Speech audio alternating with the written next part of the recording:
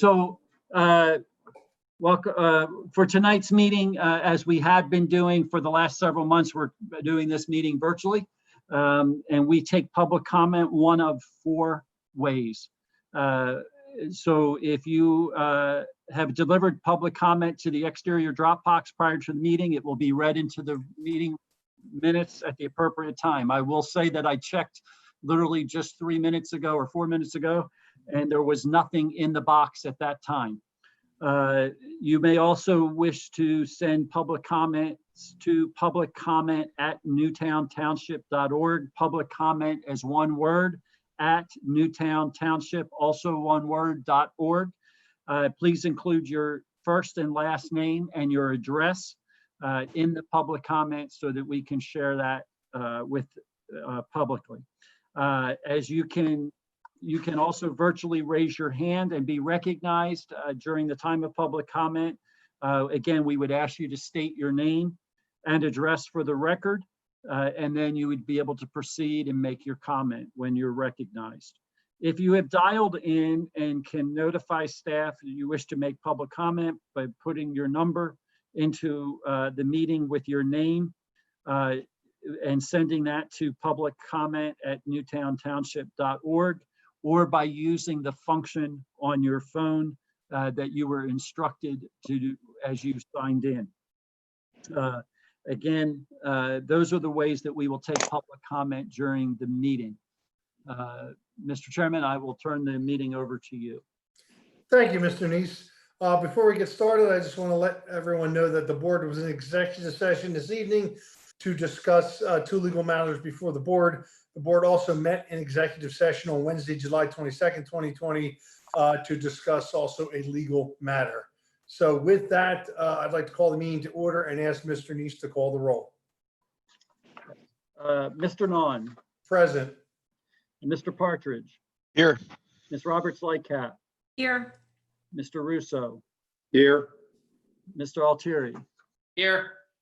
Mr. Chairman, I see that your engineer is here. I do not see your solicitor at the moment. I will check, and your manager's here. All right, if you could make sure or find our solicitor, that would be much appreciated. We hate to go down this road without an attorney on board other than Mr. Altieri. So, with that, for a moment of silence tonight, just real simply, I just want to let us all, in our own way, pray for peace and healing. We seem to be divided on, a whole host of issues in this country. Certainly more so in the country than we are in our own community, but certainly there are issues that divide us in our own community.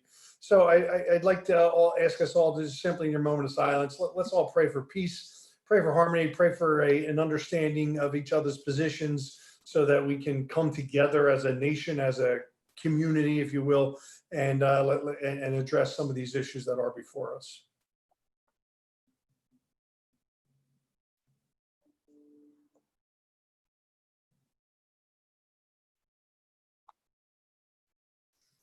Thank you. We have before us this evening's agenda. I will entertain a motion to approve the agenda as written or consider revisation of any changes, additions, deletions. I'll make a motion to accept the agenda as presented. Is there a second? Second. Motion is made by Supervisor Altieri, seconded by Supervisor Roberts-Lightcap to approve this evening's agenda as written. Any further questions or discussions on the agenda? Seeing none, all those in favor of the agenda, please signify by saying aye. Aye. Aye. Any opposed? Motion carries unanimously. Item number 7 is public comment for agenda items only. And again, I will note agenda item 17.2, which is the Fort Joy matter on Gradyville Road, is off the agenda. That will not be discussed or heard this evening. The appellant to the original township denial of the approval, the denial of the developer's approval or developer's development on Gradyville Road. He appealed that in court, in county court. He has asked to be taken off this evening's agenda.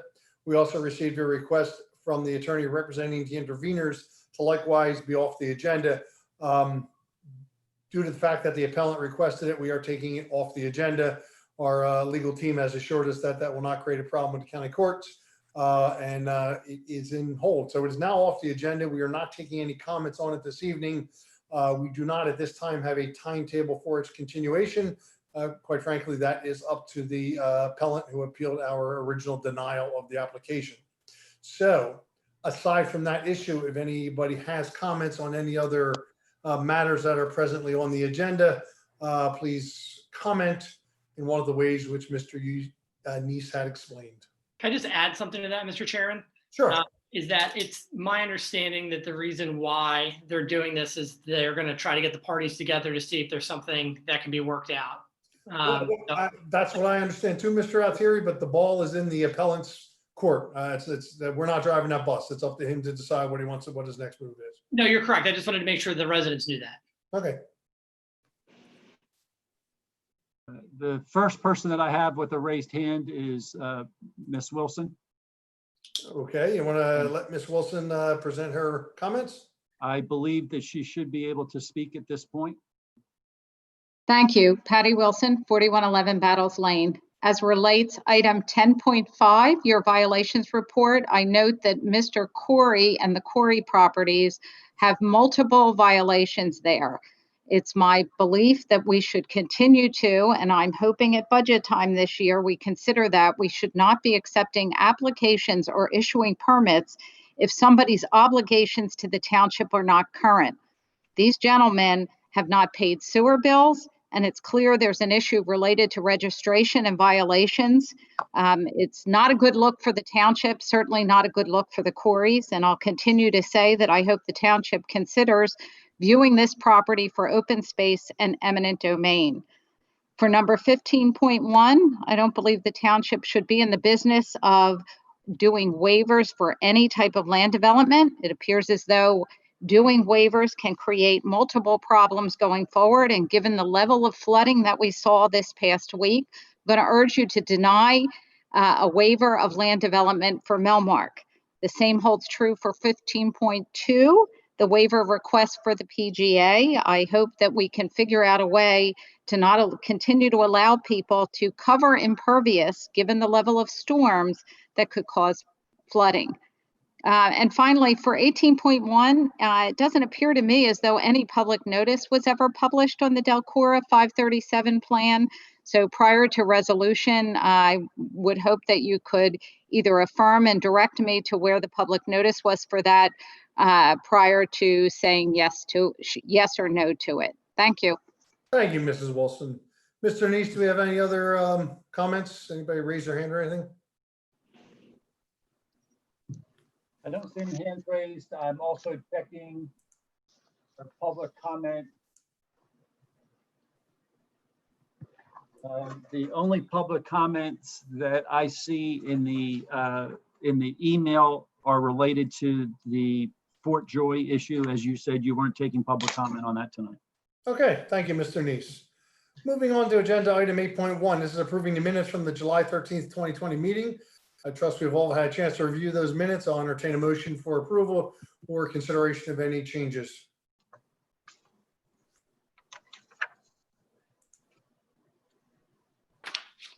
So moved for approval as written.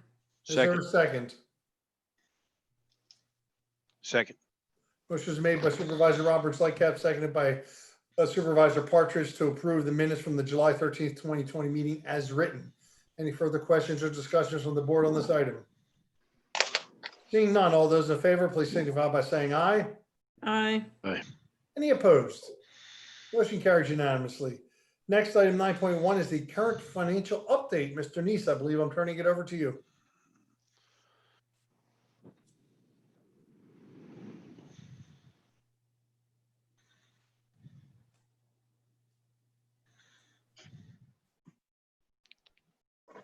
I hope that you all can see that on your screen. Yes. Rich, would you Yeah. like to walk us through that, please? Yeah, sure, absolutely. So if you remember back in the beginning of the pandemic, we gave a number between what we thought was going to be between 500 and 700,000 that we were going to have to dip into fund balance this year to make the budget work. After the last couple months, we've been monitoring it, and we just want to give the board an update of where we think we're at.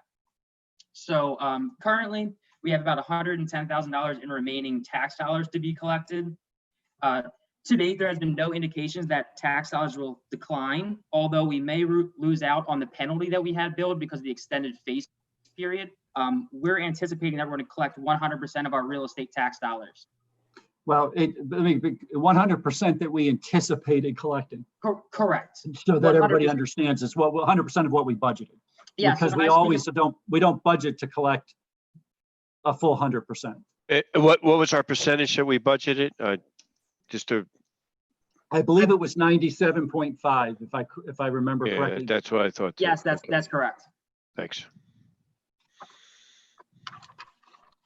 So moving on to the next slide, interim taxes are almost the complete polar opposite. We still have $63,000 out of our $82,000 budget to collect. I contacted the county because this seemed very delinquent, and I got an explanation of that they were frankly just falling behind because of the reassessment and the shutdown. So for that reason, we played it conservative and said that we're only going to collect the 25% of our remaining budget projected.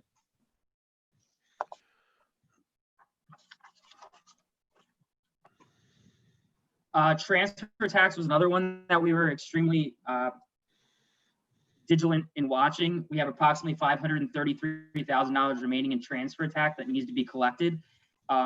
In comparison to 2019, we're actually close to $22,000 ahead of where we were. So for that reason, we felt comfortable stating that we're going to collect 90% of the remaining budget.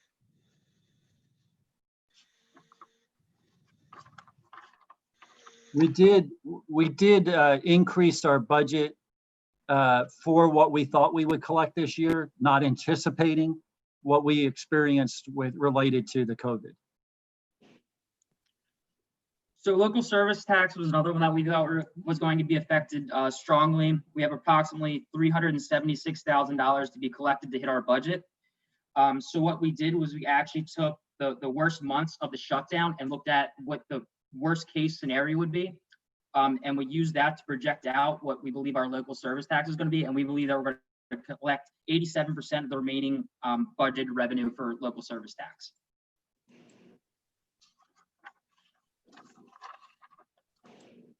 License has approximately $19,000 left to hit budget. Considering that some businesses may not open, some may not be applying for their business license or other types of license. We think that we're going to actually fall short of our budget, and we think that we're going to collect 75% of that remaining $19,000 for the year 2020. Moving on to one of the big ticket items, permits. We currently collected a little over $1 million out of the $1.1 million budget in permits. That's equivalent to 92%, only leaving $96,000 to hit our target budget. This kind of goes along the same lines as real estate taxes. We've seen no indication that this number is not going to be met. So we think that we are going to collect that remaining $97,000 to hit our budget.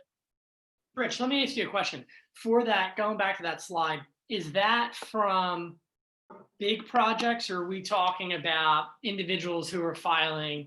I mean, are you seeing a big discrepancy, I guess is what I'm getting at. Are you seeing, projects from the town center coming online? That's why we're getting the permit money for that? Or are you seeing a lot of homeowners doing projects on their property? This year, in comparison to previous years, this is a lot of more residential projects versus the commercial projects in previous years.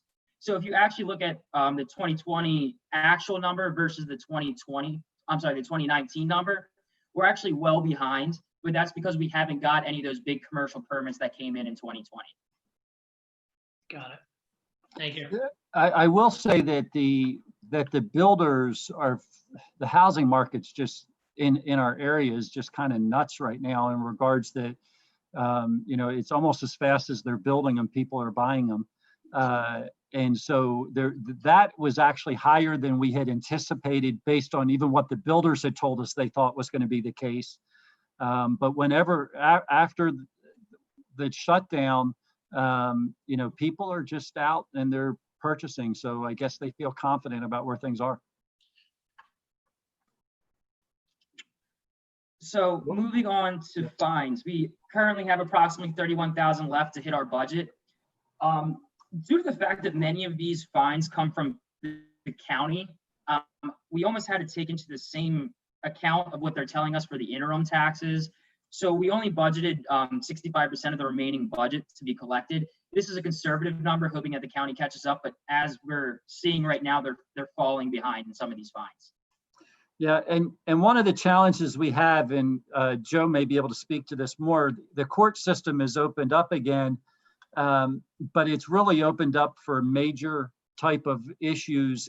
They're not dealing with many of these small municipal type of claims.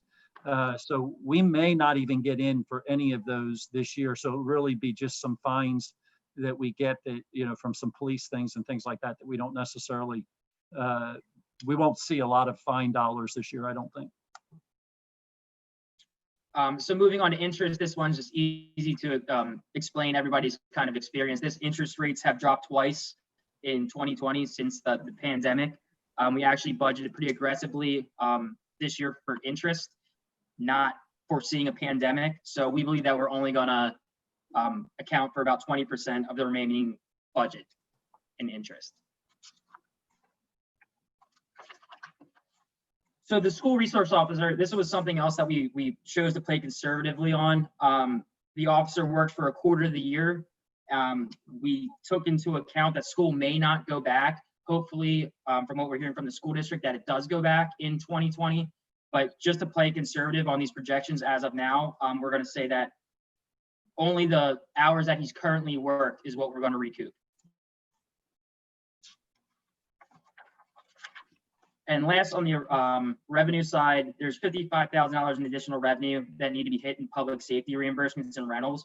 Just because large events are getting canceled, there's no need for extra duty, or we haven't been renting some of our facilities. So we also believe that only 25% is going to be collected in public safety. So to move on, so those were some of the situations we believe on the revenue side. So on the expensive side, some of the things that we suggest is to continue with the capital purchase freeze in 2020. If you recall, the board chose to halt all capital purchases other than the road program for 2020 until we found out. Continuing the hire delays of the intern, the cleaning person, and the communication person, they were all new hires. This assumption also takes in, we're not going to be replacing the public works staff that we lost in 2020. It also takes into account that only 50% of conferences and trainings will be attended from here on out, just because we experienced so many cancellations in trainings and conferences just because of the limitation on gatherings. If you go to this slide, we're anticipating $45,000 in COVID expenses. This is conservative, also assuming that there may be another, flare up. These expenses should be reimbursable. I emphasize should, because we're getting some conflicting information, but the majority of these should be reimbursable. In addition, there's $24,000 in insurance savings that we budgeted that I know are going to come in under, just because of what we got quoted versus our actuals. And the assumption that we're going to say right now is 100% of the operating budget is still projected to be spent. This is the removing the fixed costs. So these operating costs, aren't your electricity and things along those lines. These are expenses that we would, improve things or continue a level of service. With that being said, we asked our department heads to go back, and they found approximately between $170,000 and $190,000 in what we call emergency savings. If we actually really do start to fall that short, we can always put that into play.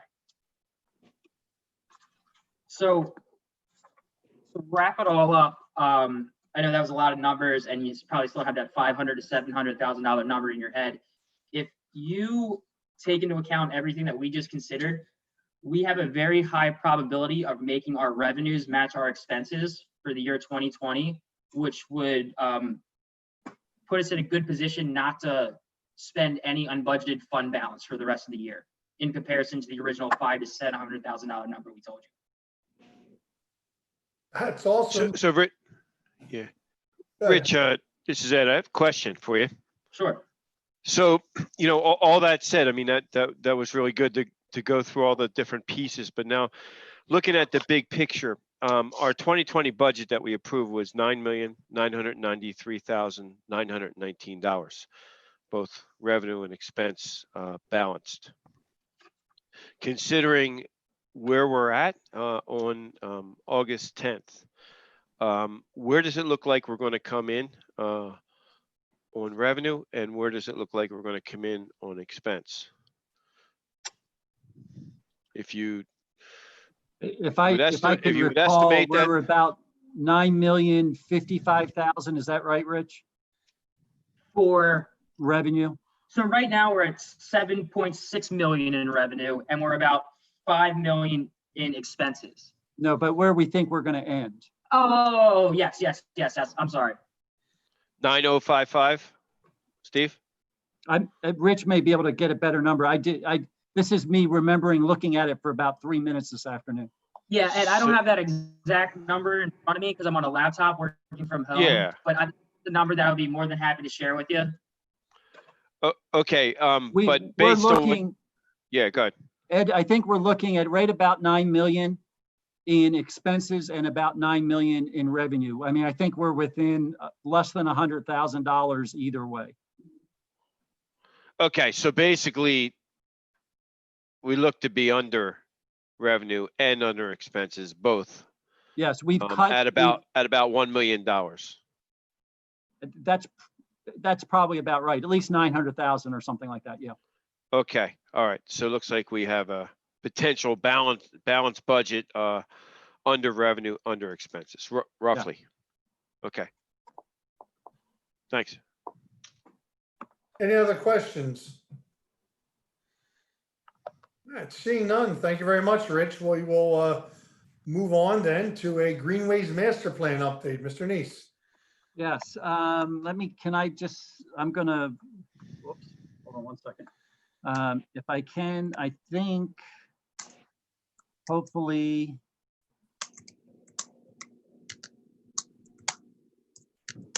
yes. I'm going to promote Mr. Kent Beard from Gilmore and Associates, who has been leading us through that process.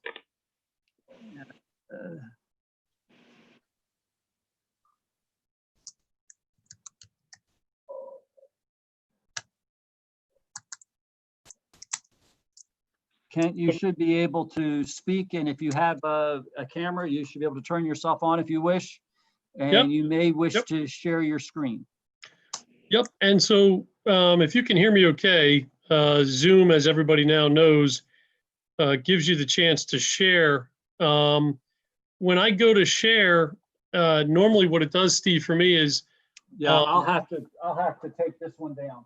yep, it sort of looks for one sharing at a time, as they say. Yep. Sorry about that.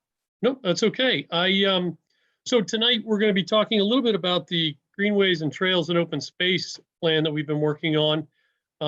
Like everything else, we went through a little bit of a stall period thanks to COVID.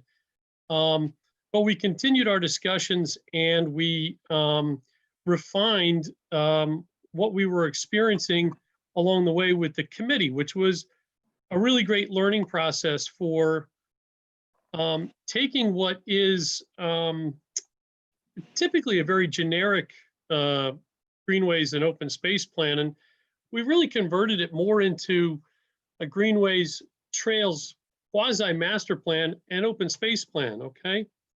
And what that means for all of you is primarily that we are blending all of the hot topics of the public input. My background includes a lot of land preservation and trail planning. It also includes a history of land development as well. So I come at the subject with some significant balance. And at Gilmore, we have all facet of professionals who can contribute to this subject. And we partnered with Campbell Thomas and Company. Bob Thomas at this firm has been doing this work for 30 years. He's nationally recognized. He works on trails like the 9/11 Trail. He's the father of the Schuylkill River Trail. He's flipped upside down the trail culture in Radnor and is now building trails in Radnor, where at one point that was just a subject run out of town. Together, we've done quite a lot of these throughout the region. Some trail plans and greenway plans, they span multiple municipalities. Some are done for counties. And in all cases, Gilmore and Campbell Thomas has a history of actually taking these subjects from concept to construction.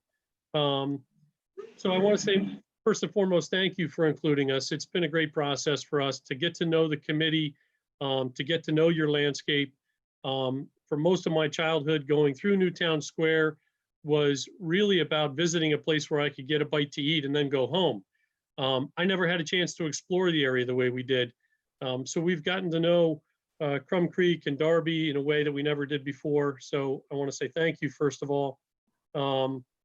And I want to make sure to remind everybody that what we're talking about is a new plan for bringing together subjects that for a long time have been sort of on the fringe, maybe talked about in different pockets, maybe done by other groups, studying the Crum Creek, studying Covered Bridge, looking at ways to create a Goshen Trail, all sort of in these little tiny places that didn't expand on to the greater conversation, especially for grant funding. This plan was funded by DCNR, that's the acronym for the Community Conservation Partnerships Program at the Department of Conservation and Natural Resources.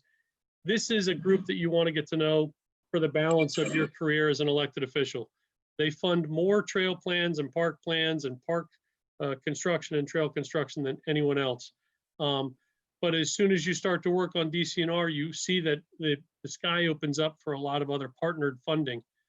For your plan, you know, we did quite a lot of work in the early stage to get to know you. And these are pretty common steps of reading the background information, 20 or 30 planning documents that were done. You'll find that the more you read planning documents, the less you want to read them.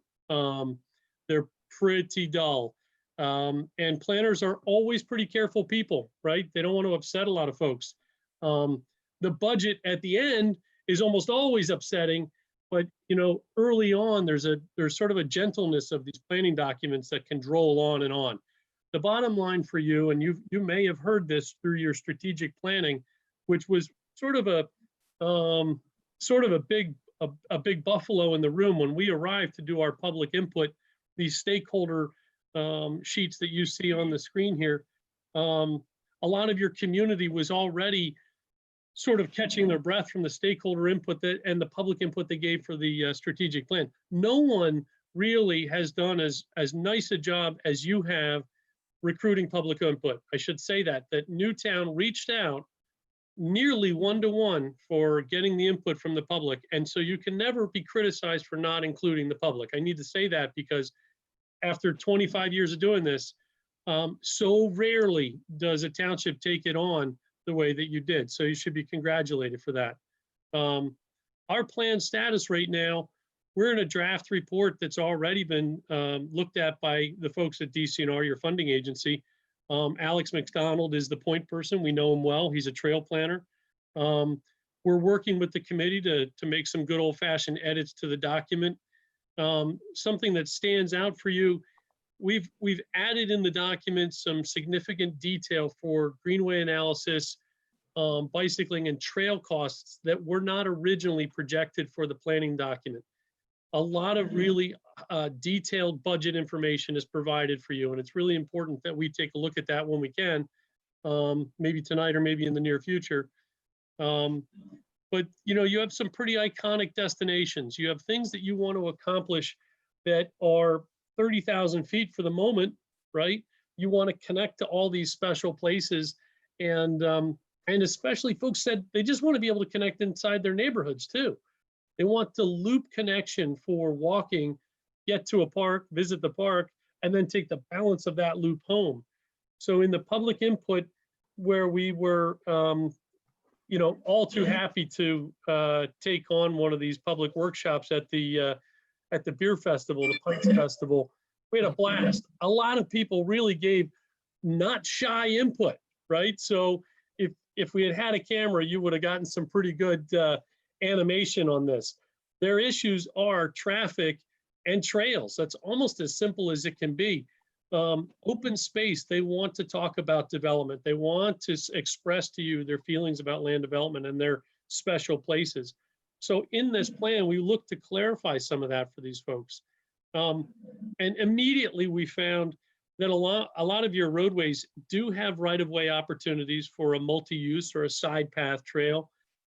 Some places do have some stream connection for trails, but especially too for the corridors that they create for nature. And your history is pretty dynamic, and you want to protect that because that's often underwritten on the value it adds to people's homes. People like to be able to say they live near such and such, a museum, a tavern. They do actually sell this as a point for when they're reselling their homes. And we also looked at a lot of the hot button issues, right? So we studied 22 separate intersections and gave you input on the details of whether or not those are pedestrian safe. That's not that typical of a Greenway plan, but you can already start to see things lining up. If you're a person who loves being stuck in traffic, you're losing the argument, right? We're finding that people want greater pedestrian and bicycle safety in your community. And so the support for this plan comes from all of the back planning documents that were done for years and years leading up to this. It comes from the public workshops. You can see people do take it passionately. They want to get involved. There's little stickers on display boards, but as they're putting those display board stickers on, they're talking about their feelings. They're writing their feelings on maps. They're filling out questionnaires. And again, number one, they want to be able to visit parks and recreation areas, and trails are their top item of concern. As the township might need new facilities, trails leads the way, okay? And if at any time I'm going too fast, I know that you guys normally have a pretty full agenda.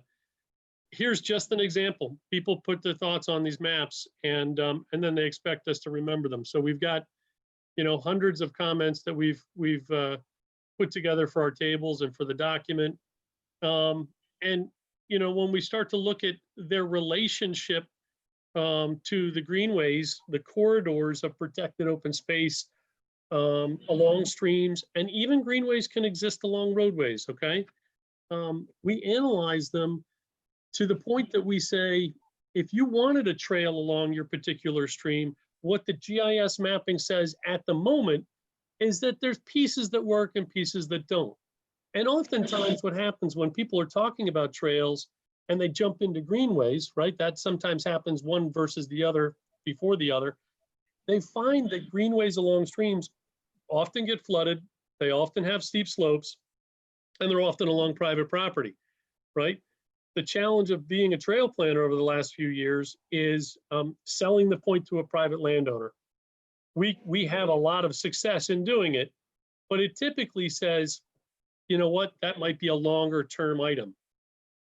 We still work on them, but in the topic of trails, we're talking about all different material. We're talking about anything from that crushed stone you see up at Goshen, the natural mode path over at the Meadow Preserve, boardwalks, sidewalks. These all create trail connections and networks, okay?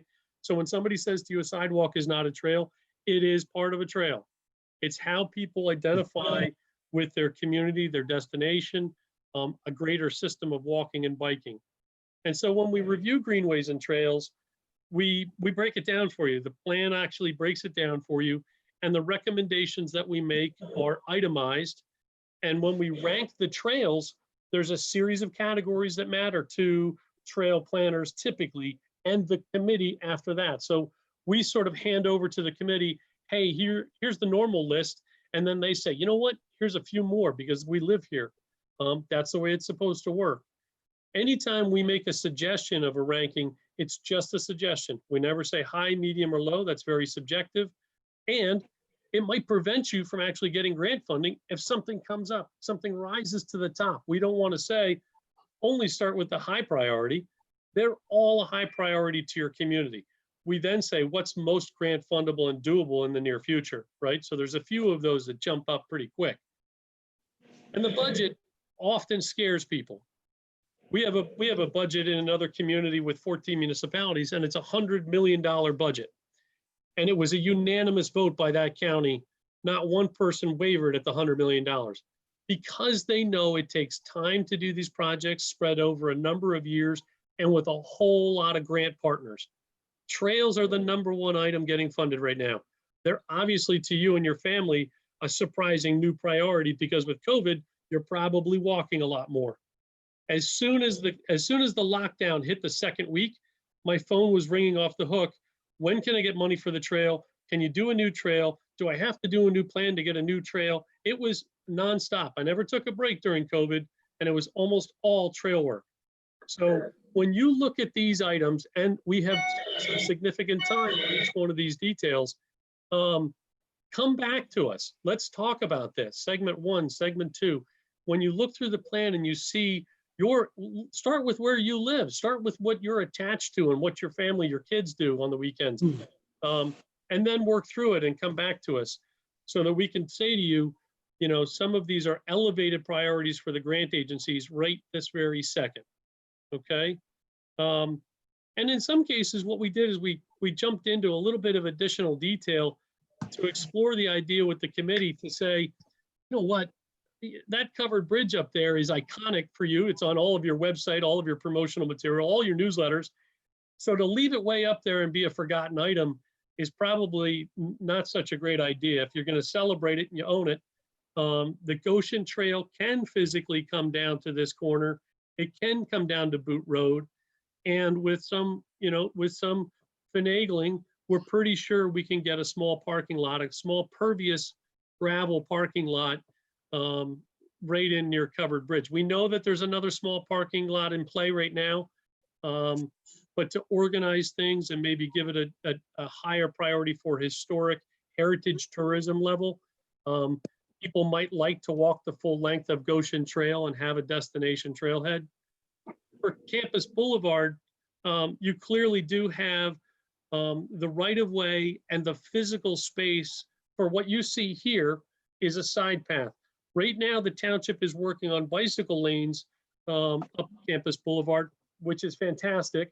But then working on a side path for anybody who might want to walk back and forth to whatever future job there is there. Who knows what the style of work is going to be, but I can tell you that lunchtime, every single place of employment near me empties out of the building and takes a walk. This can connect, this Campus Boulevard can connect your township building and the park and facilities there and the library there to Drexel Lodge Park. This can happen. There is a cost to it. It's not as disastrous a cost as you might imagine. And it has even a nicer touch, which is corporate sponsorship. We actually are not shy. We go out and we recruit corporate sponsorship to get these things developed because we have the national and the regional statistics to say it adds value to your house and it adds value to your place of business. A lot of the calls over the COVID lockdown included people who have corporate campuses asking for a master plan for a loop trail around their campus. So this is something that is dearly possible in the future. Open space preservation, one of the shockers for us, and some of the mapping has maybe 1 or 2 edits to make, but one of the shockers to us was that you don't have a lot left. You are in a place of, as a fairly decent sized community, you're at risk of losing a few pieces of open space. Now that sounds like me selling myself. Again, I've done this work for a long time. People attach themselves to open space. There are plenty of studies now that actually the metrics suggest the closer you live to preserved open space, parks, and even a trail, they actually have a dollar amount that your property goes up. To the degree you want to capture some of that sort of remaining farmland and open space sentiment, you're sort of almost running out of time. And I'm going to say Garrett Williamson is like the elephant in the room, right? But there are a couple of other pieces that still can be talked about. And so in the plan, we talk about what's vulnerable and what's possible, right? So Garrett Williamson comes in at number 1. It is likely the most costly, but it also has something of a partnership there that's waiting for you. We had great conversations with these folks. And there's a way to stage this kind of land preservation over a number of years, okay? But throughout the community, there's other hot spots and there's other things that we can talk about. We did start to include a reference to your growing town center zoning, the business development district, that community discussion of improving everything in the core of your community. We're going to enhance a little bit of that language in the plan. And then to actually implement the plan, we try to produce as simple a guide as we can for recommendations. We can enhance this, we can build on this, but we identify at least some flexibility in the recommendations so that you can move through the goals. There is no start here and only move on once you've completed. There is a discussion of any chance you can partner with somebody, recruit a grant, or prioritize some of this stuff. It behooves you to do it early. And I say that only because the grant process, if you miss a year, you've actually missed 2 years. It takes a year to cycle a grant to start into construction. We've got to really be aggressive in moving some of these things from concept to reality if this plan is to get traction, right? So the community weighed in on the strategic plan, the community weighed in on this, and they're pretty firm in what they believe. And so I would say that any improvement to the recommendation or action plan that we can make for you, we're happy to do it. We know that after the last 2 years of public input, people will look for where is the change or where's the nearest change happening to us, for us. The next step is we're making these final edits. We had a really interesting suggestion that we have never heard before, but it actually could win you a lot of praise. Your manager, Steve, recommended or asked us to explore what would it take to adapt some of the mapping, the GIS mapping, for people with different abilities, sight abilities, color blindness. And from all accounts, it might actually set a trend for people at DCNR and how people request stuff. So Steve, really, like at our office, this is like really exciting to us because the more we dive into it, the more this is like a real challenge for somebody who has this. And so you could just be the beginner of something huge, right? So congrats, Steve. I'm so happy that my 31 years of frustration can finally be a shiver in someone's eyes. So thank you. It's you. It's okay. It's me. I didn't want to call him out, but yeah. It's me. I can't Hey, see well, colors from yeah, I can't see them at all. Yeah, well, this is, you know what, and so for us, we really agonize over creating colors that are pleasant to read and for people to enjoy a map. And as soon as Steve brought this up, I was there over the weekend trying to toy around with the GIS layers. I really sympathize. I was seeing a whole different world, different. It must be challenging. If you think you agonize, I can show you some frustrations on my side. Yeah, well, we're working on it. So, and so for final plan, some of the things that we're doing, some of the committee is still weighing in. We're not shy about saying this is a living document. So sometimes we get emails from the committee and even, Bruce Killen has been fantastic as our point of contact for the township. He's a great guy. He knows everybody in town. We've got, John Custer and Cindy and George is on our team. So we get emails any time of the night and on the weekends, and they're fantastic to get refreshments and updates on new development and updates on possibilities. So really, if you haven't taken a look at the plan, take a look, because if the goal is to adopt it in September, you'll want a good amount of review and maybe get something back to us. So that's the Greenway and Trails Open Space Plan. Any thoughts or questions? Any supervisors have any questions on this?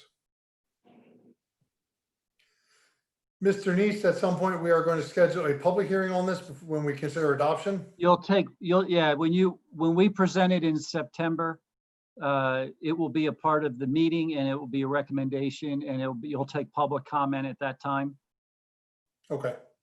So are we publishing this like we normally would the Friday before, or is it going out earlier than that? We're going to try to get it out a couple weeks early so that everybody has a chance. They're trying to finish things up right now. If we're ready, we'll go for the first meeting in September. If not, we'll go for the second. Got it. Thank you. Kent, well done. Very, very exciting plan. I think it's glad to hear some of the comments you said about some of these important connections. It's always been a concern of mine. So well done, sir. Well done. Thanks, appreciate it. Now I have the additional presentation. Steve, is it okay to do that presentation? Yeah, now? so if I can, let me just give a little bit of George just sent me a note that actually the first draft is currently on the website if anybody wants to go out and view it. It's out there right now for people to review. I don't think the changes have all been adopted yet, but it's out there for review right now. Yep. So we're aware that there's actually a grant opportunity coming up, and we didn't want to wait and miss the opportunity. So I had asked Kent if he would put together for you what it would cost for them to do and write 3 grants. One would actually be a pretty major grant, and I'll let him talk about that. And then 2 grants that would help to cover the additional cost to cover what would be typically the township match or that piece, or just that requires a match in that process. So when we looked at this, as you know, we've spent some time looking at the putting the bike lanes in on Campus Boulevard, but there's really not a walking area there. And currently, if you walk, there's a challenge of walking from the Township building up through Campus Boulevard over to Drexel Lodge. And so we looked at that and we started saying, well, that would be a great project. And then we looked at the fact that there was also a connection from Drexel Lodge over to what is right by College Avenue. That's one of the connection points. And so then, because we have 2 areas of sidewalk issues, one over here on Bishop Hollow, you know the sidewalk runs out as you're walking up the hill. If you've walked that section where the ball fields are, and there's no connection from the boys Little League up to the I guess these are still broken out, softball and baseball still broken out, girls, boys, but up to the softball fields. And so we've talked about that, and we also looked at the one connection from that there's no sidewalk in front of where the Corey property is, connecting from the Goddard School over to the Uno Pizza, that piece. There's sidewalk, but it stops at both those spots. So we looked at that, and if we were to do a project that put in sidewalk, basically that would go along Campus Boulevard, or I think we actually call it a side trail or side path, a path from Drexel Lodge out to College, a path put in sidewalk from College over to the Goddard School, then and you would then have sidewalk that went all the way down 3, back down Bishop Hollow Road. You could be on sidewalk all the way until you get to just past up at where the baseball fields are. If you take and do a sidewalk from there up to that intersection and then on up to the softball, you've now connected literally from the shops over on 252, because of the sidewalk that goes along Trooper and along Stony Brook. You've actually connected from the shops at 252, the Springton Point shops, all the way around over to where the new development is, and even into the Acme Shopping Center. with the expansion of Route 3 at this time. And so I've asked Kent to kind of talk about what it would take to do those grants and to just bring that up. And so I'm going to turn it over to him and not spend a lot more time, but let him talk about that project. Okay, so the first thing I got to do is start a new share. Now, what I need to make sure I start out with is I don't present this kind of work in a way that feels like I live for this kind of work. I do one project at a time, and if somebody asks me if I can assist, I definitely do. So I don't want you to feel like I've been leading my whole life to this for Newtown. But I also do need to share with you that this is something that I do more than most people, okay? My background, I used to be the point person in charge of all the grants for Bucks County's open space, land preservation, and agricultural land preservation programs, all the municipalities for a $59 million program. In those 4 years, I assisted with and wrote even 10 times more grants. So it became part of my life back in the late 90s and early 2000s. And then I lived off of grants. And so I want to make sure I say to you, my first priority has been this plan. And when Steve started to recognize our history in writing grants, he said, you know what, can you do a presentation? Can you help us? So to be clear, we are one of the teams that has some of the best success in the region. If you can't see my PowerPoint slide right now, let me know. At any time, okay, at any time you are able to shift everybody's photographs that are on your screen right now, everybody's videos, you can move them around your desktop screen. But myself, Bruce and Steve have gotten to know Liz Rosenkrantz, a junior planner in my office. Adrienne Blank has just come on board. We hired her away from a Main Street Manager program where she was doing economic development. And of course, whenever we can, we try to stay connected to our partners. Bob Thomas at Campbell Thomas is working on grants and trails in Radnor Township. And what that does is it synergizes the moment with the grant agencies so that you don't think it's an accident. The more clear you can speak to a grant agency about the high level priority you have, you're in better shape of winning that grant. And so in the last 3 years, we have written 106 applications and won over $9 million. There's very few people that can keep up with that. We write in all of the subjects that matter to your Greenway plan and beyond in other plans. Stormwater management is a hot item. We've done and built those grants and projects. Open space, planning studies, redevelopment through the capital program of the state. And so that I show you real-time pictures, we fully funded the trail that is along that split rail fence. We fully funded this gateway to prevent people from entering into a police barricade. But the trail leads from a street with 3 schools on it to a park that has an amphitheater and playgrounds that otherwise was only accessible by a mile walk by a 5-year-old. And so we fully funded this trail and it's being constructed right now. It'll be done here by the end of the month.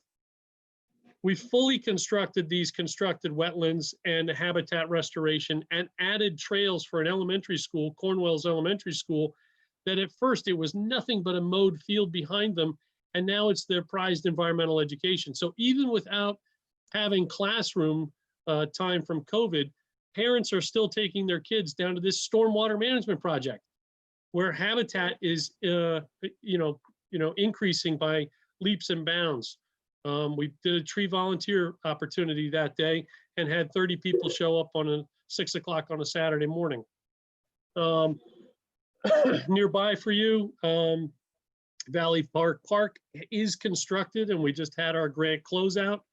A really cool trail to go through the woods and view the constructed wetlands project there. New parking, new access to a historic site.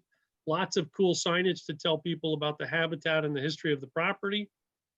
$1.5 million for a borough to overhaul a brownfield and redevelopment site for their new borough hall and a regional police department.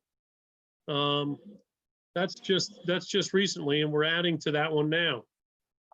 We did in the last year and a half, we wrote the grants for active transportation plans, and then we wrote the active transportation plans by winning those plans competitively. And now those are all turning into grant-funded projects from PennDOT, new intersections, new pedestrian crossings. None of it would have started in a good way without the initial grant and the award of these plans. Those are all things that you can turn to as examples. $1.2 million, we are finishing up the design engineering for 2 intersections at a really crazy place in Plumstead. It's an intersection that is a crossroads for all of Bucks County leading to Easton and Easton down to Philadelphia. We're doing master plans. You have master plans and grants in hand. These are all things that are in play in different categories. We're going to help redevelop the entire riverfront of Conshohocken and White Marsh with a whole new look at the street pattern that conflicts with pedestrians and conflicts with bicycles. The Schuylkill River Trail collides with the train tracks, collides with poorly used roads, poorly designed roads. This is a major project that's probably going to lead to, at a minimum, $25 million worth of improvements in this community. But it all starts from a really good process, and we take it pretty seriously. We're pretty guarded about how we help our townships and our clients. It's not by accident that we do this work, because the results are really far-reaching. They can last someone's full generation of existence. I'm excited by improving an intersection, and I'm not even a traffic engineer, right? So I get to have an involvement in this. It's really important that I share with you, at least, that for all of that you have in your Greenway plan, there's a whole host of new grants that are coming up that might fit. Primarily, as Steve was talking about, we've got a multimodal transportation fund. That grant is typically talked about from PennDOT. So PennDOT has its own multimodal transportation fund dollars, and they talk about pedestrian and bicycle safety, which some of those things you saw and others we've received. But the Community and Economic Development Department at Pennsylvania has sort of a warm and fuzzy version of an MTF, right? They're really interested in what are your connections, what are your destinations, what's the story behind this project? And so to get people using, when they say multimodal transportation, they're saying walking, bicycling, wheelchair, stroller, rollerblades. They're saying anything other than a car. So for Campus Boulevard and the potential loop that Steve described, that has a real story to it. It's connecting major parks, major community assets, right? A library, which many people are right now reviewing to try and put into their community. And so all of the shopping and business, it all comes full circle in this story. That's one that you can actually right now go after and not have to write a commitment for matching funds this year. And that actually ends, even though the grant is due here, it says September 30, that forgiveness of matching funds ends at the end of this year. I don't know what the state is going to do next year. This is very rare that they've ever done this. But along the way, when we look for other matching grants, the 2 that are coming up that are not listed on here are the Delaware County trail funding opportunities. Steve C. Beckley on our committee from the county is refining some of that information for us. And the Delaware Valley Regional Planning Commission, they put out a grant that is a recreational trails program grant to connect to their circuit trail network. So all of the trails coming out of Philadelphia have a priority level for Delaware Valley Regional Planning Commission. And if we can show that this is going to connect to their priority, that's a better score. So we're waiting for some of that information from Delaware Valley Regional Planning Commission. But you've got really an amazing opportunity with lots of precedent. There are other people who have just recently constructed side path trails, sidewalks, and trail networks with bicycle lanes, almost exactly what you're describing. There's a project not far from here that takes a side path from Borough Hall to a covered bridge park that's owned by both a borough and a private nonprofit, then connects that at that trailhead to a regional trail system that can take you to the Route 202 trail, which after you're all said and done, you could be on your bike for 3 days straight, right? The ultimate goal is for people to explore the region in a way they never have before. All along the Schuylkill River Trail, any connection to that, you're going to be able to go camping. You're going to be able to take your bike and go camping. Along the Delaware River Canal, along the DNL Trail, you're going to be able to go camping. And at 165 miles, you can have a full vacation, reach the Appalachian Trail, and come back down. You truly could spend what other people used to say as this cross-country trip. You could spend your cross-country trip out your backyard. So, you know, I think when we look at what's the first thing that could get started, Steve's right. This is here and in the moment. This multimodal grant got an extended deadline to September, and the fact that he wants to investigate it is timely, really timely. This is a good pot of money to go after, and there's a real good chance you're going to have a really competitive grant. Community assets, business connections, shopping, all of it. You've got it all in this one project. So, but that I think is fine. Yeah. So thank you, Kent. And so later down on your agenda tonight, I believe it's 16.3, we're going to actually ask about providing some dollars for that purpose. So I just wanted you to understand where we were headed. And I thought it was important that you understand that this is part of the master plan that was given to us.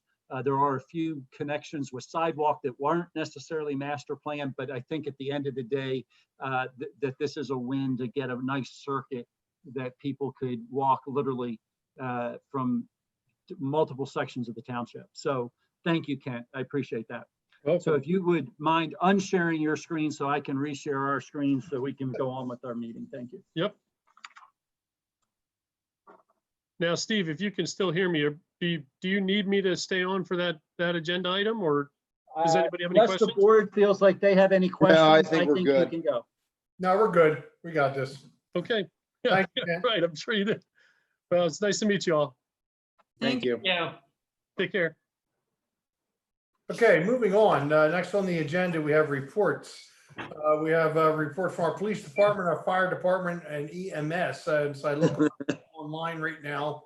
I don't see Chief Lund, Chief Everloff, or Chief Laws in that order, respectively. So we have their reports. We will move on from there.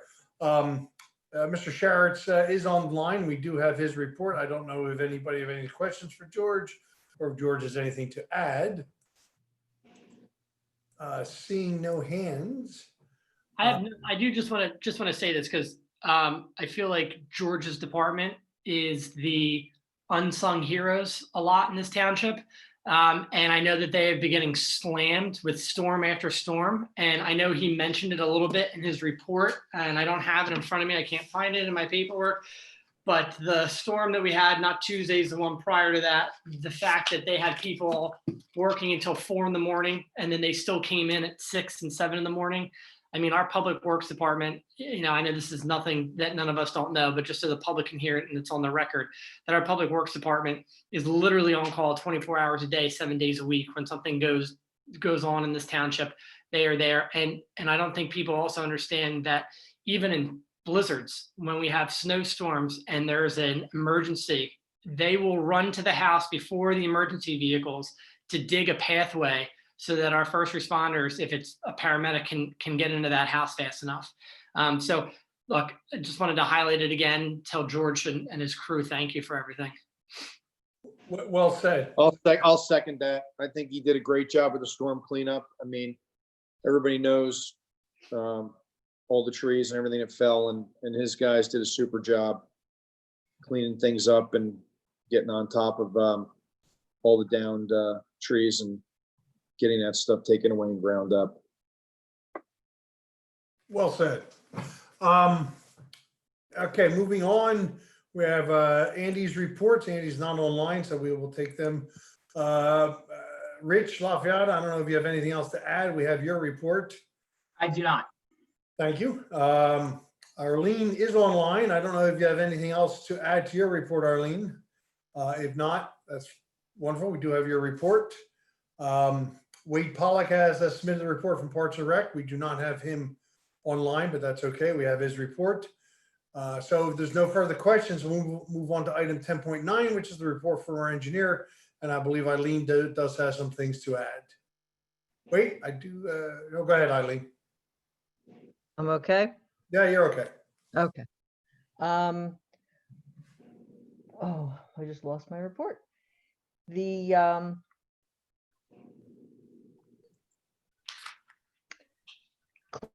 culvert. I've been attempting to get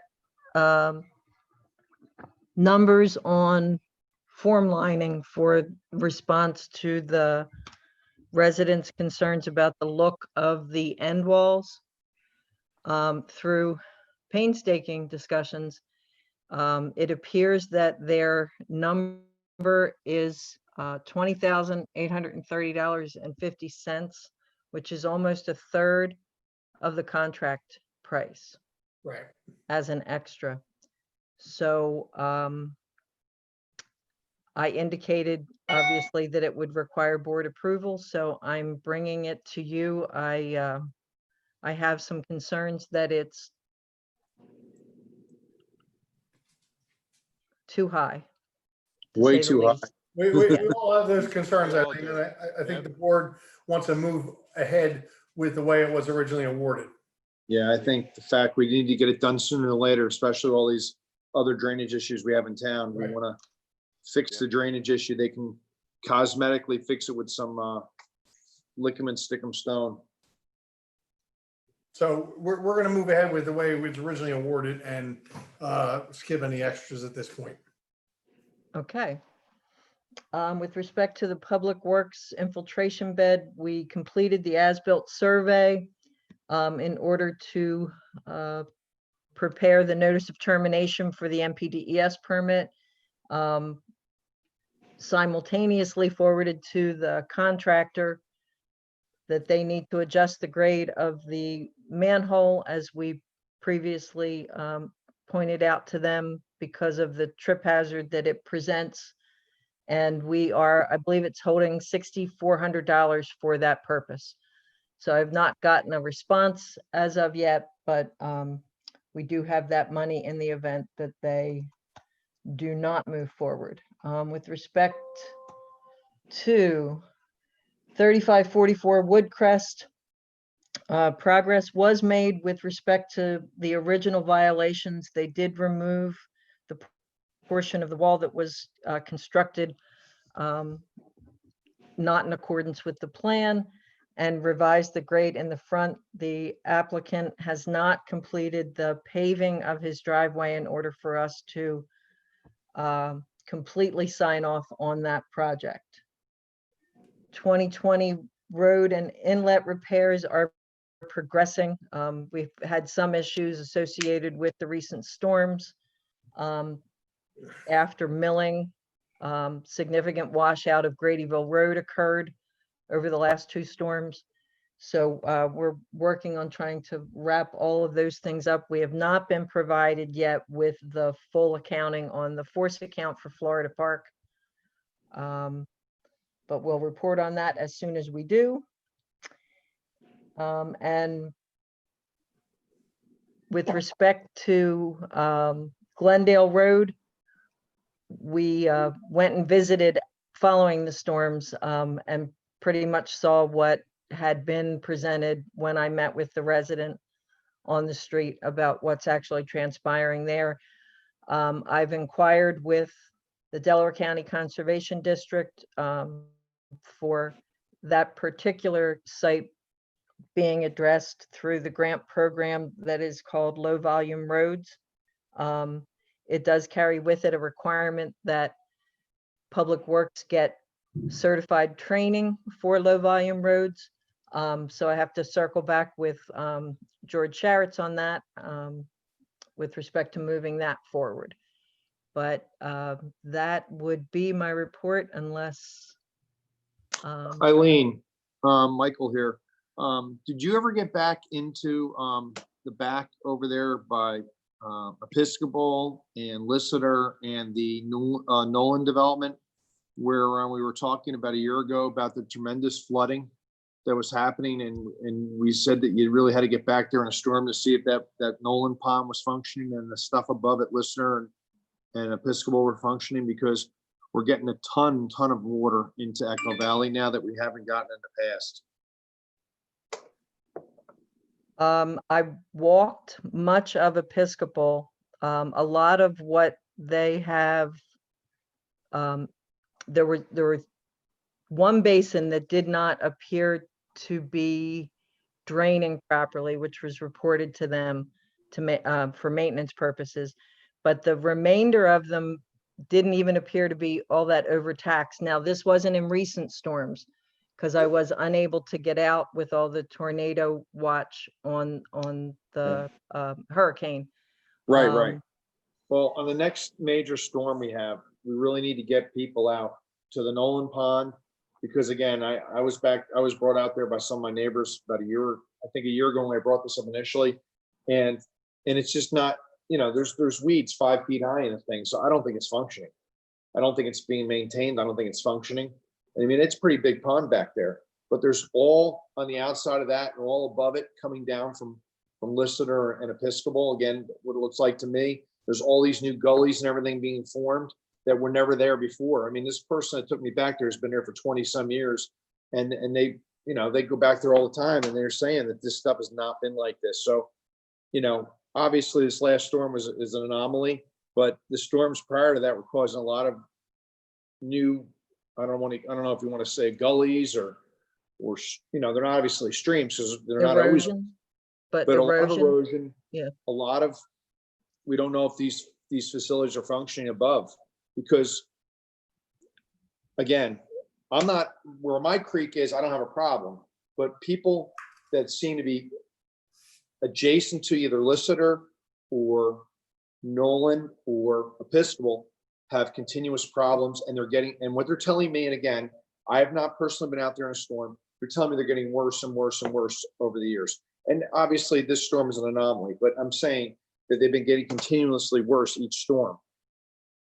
So we really need to somehow get out there to the next major rain we have and see what we can do, because I have a feeling there's probably things we can do to make things better that just either not functioning or they're not designed properly or something, because it doesn't make sense to me. You should be capturing more water up there.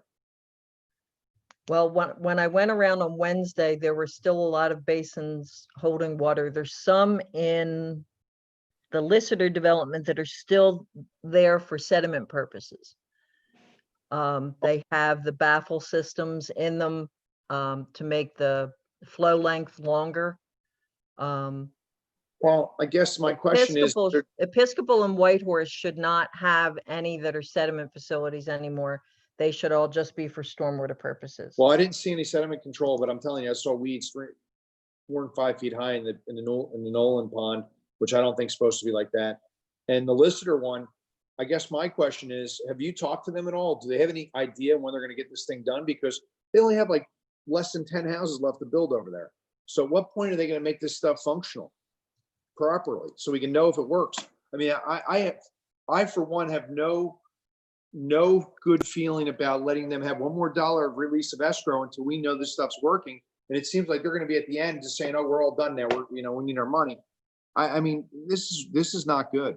They will not get it until we're sure. Nothing's in working. I don't understand it. And all the roadways where they don't have curbing, they're all not. I don't know how they're going to get a sign off on that. They have the first 2 or 3 feet, and a lot of these roadways are dirt. I mean, they're not grass. And I don't know how that's ever going to be maintained. That's going to be a nightmare to maintain. And the fact is that none of those roads, I mean, they're telling me they're not built, they're done with the big houses and everything, but they don't even have any of the paving still the binder. And the areas of bad paving that we talked about 6 months, a year ago, it's not even cut out and fixed. I mean, I don't understand. I guess at what point, what are they going to just do all the site work in the winter? No, they can't pave if it's not. Well, 40 right, degrees that's what I'm and saying. rising. But I mean, if they're going to be done with these houses, at what point do they plan on starting the rest of the road work and the rest of the development? I mean, the one half of development closest to Goshen Road and 252, those houses have been pretty much built out now for a year or two or more. I mean, it's just the stuff in the back. And like I said, they don't have any more houses to sell. They got only a handful left of those to build, and they only have, you know, 6 or 7 more to sell. So I'm thinking, it looks to me like they're planning on getting out of there, you know, less than a year from now, in my opinion.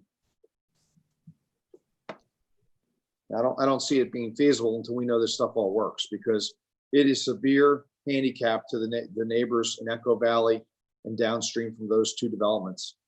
And we don't know that this stuff works. They won't finish the roads. They won't finish the site work so they can pull these temporary baffles out. How are we ever going to know if this stuff works? I mean, and the fact that this system's already kind of unique in its own, and it's a maintenance nightmare. I don't even think that the association has an understanding of how much it's going to cost them to clean and maintain this every year. I mean, this is not going to be I don't think this is going to get resolved for a while.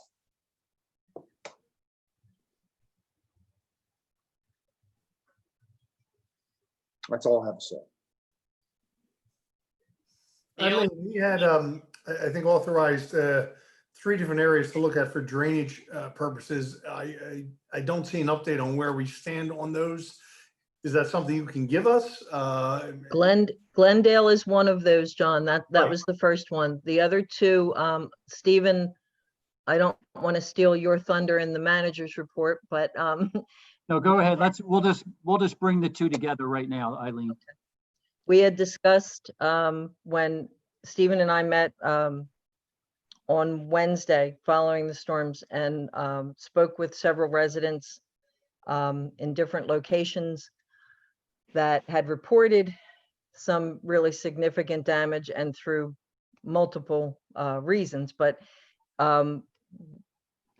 developing a game plan for bringing those 2 studies, one for the Heights and one for the Tyson, Cayley, Horton, and Lewis area, to the forefront. We want to kick those off. And it was something Kent mentioned earlier, which we want to continue through here, just so that we're not working in a vacuum of the complaints that were lodged and received. We want to do surveys in both of those communities directly to the residents to get feedback to incorporate in all the experiences, not just a few people that complain, because somebody might have experienced something pretty significant but didn't complain.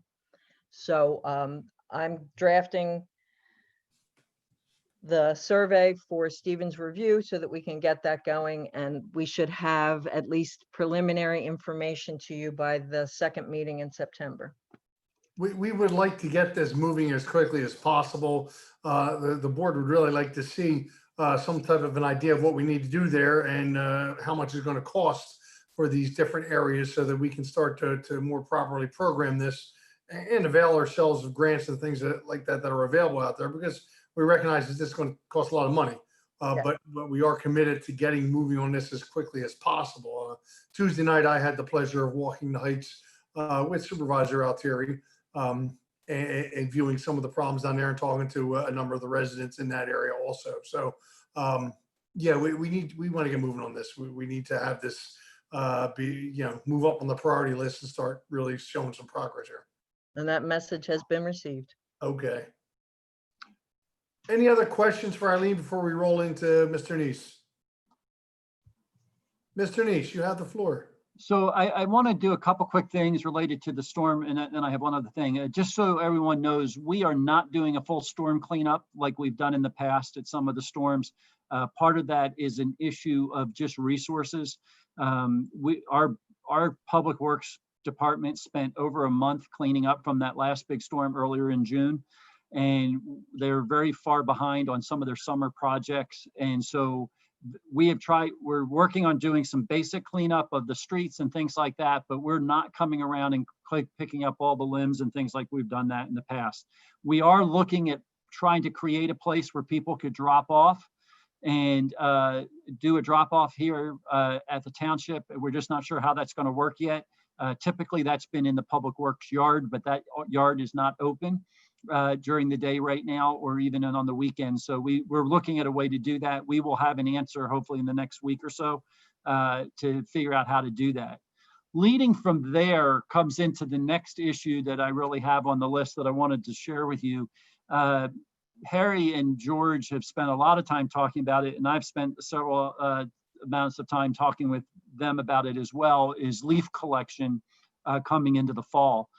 Typically, we would not think too much about leaf collection. We'd just be prepared to do it. However, if you've been following some of the challenges that some of our other communities have had with trash pickup related to the COVID issues, it is a high concern that we have about how we're going to do this and how we're going to move forward. So in the past, we've always used our grass cutting folks to help us do leaf collection. And we would do 2 rounds of leaf collection within each area each year. And we don't have a really good way to do that this year because one of the requirements that we have is that we don't allow more than 1 person in a truck. And we've done that for safety purposes, that people aren't in the vehicle and sharing that tight of a space. And secondly, if we use the leaf collectors, there's a limit on their vehicles they have, and they have limits of how many people can be in a truck. And we don't want a third party using township vehicles as part of the project. So we've we're looking at 2 solutions, and we know we need to get really working on this. One solution is to see if we could do a third party leaf collection, and everyone would have to bag their leaves, and then we would come along and have somebody come along and pick up bags. We're a little concerned about that just because of the amount of leaves that we have. And obviously the bagging of leaves, if we have a wet fall, if you've done that, you know that putting leaves in bags, it's just a mess. And when you go to pick it up, it's a mess. But that's one solution. We don't have quotes on that yet. We're trying to get some quotes. We think we might have to go out. We're pretty sure it would go past our bidding threshold and we would have to bid that out. But we're working on that. The second thing that we're looking at is the possibility of doing just 1 leaf collection, starting it later. We would use our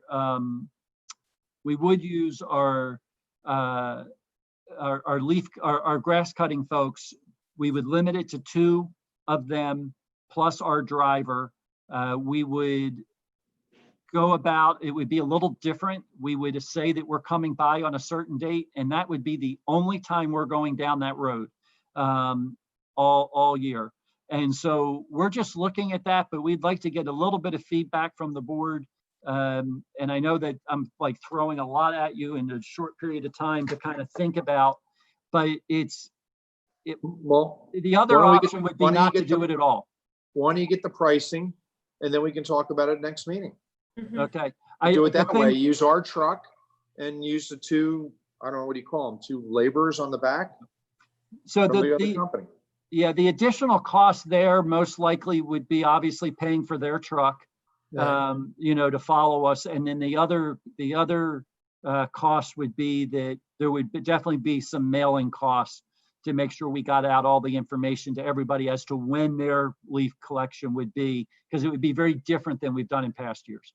Steve, I've seen in other communities where they've just posted on the streets, every other property, leaf collection this day. Yeah. And just do it that way, because people would see that. So that might save on postage, and you'll see it every day when you go up and down the street. So they're just rudimentary, just little paper signs with stakes. Okay. Yeah, it is a real problem. My mother lives in Upper Darby, and they were informed at the end of last week that the entire Upper Darby Township Sanitation Department was quarantined for the next 2 weeks. Wow. And the initial announcement was there would be no trash collection or recycling collection in Upper Darby for the next 2 weeks. They subsequently hired They had all their trucks cleaned, I guess professionally, they said, and they hired workers out of the union hall for TWU workers who represent the Upper Darby sanitation workers to staff the trucks while the Upper Darby people are out, but they substantially reduced trash collection and they won't be doing recycling collection. So it is a problem that we're going to deal with. I think whatever the best solution is that keeps our people safe, but still gets the leaves picked up, that's what we're going to have to do. I mean, as long as we put out a good effort to notify everybody that you got one chance to do this and this is the dates, and we schedule it so that it's done at the time when all the leaves are down, well, then by all means, well, you know, like as Mike said, bring us those costs and we'll have to look at them and perhaps Yeah. you know, if that's the way to go, that's the way we go. I just wanted you to be aware of the issue. Okay. Thank Couple you. thoughts. Oh, go ahead, Ed. Yeah, just a couple thoughts, just added to what was already said. So the third party with the residents bagging, I mean, you know, you could have, you know, 20 bags of leaves sitting out there, you know, from some of the homes. And actually that could happen maybe 3 times during the season, which brings me to the second point, with the one collection. You know, people might have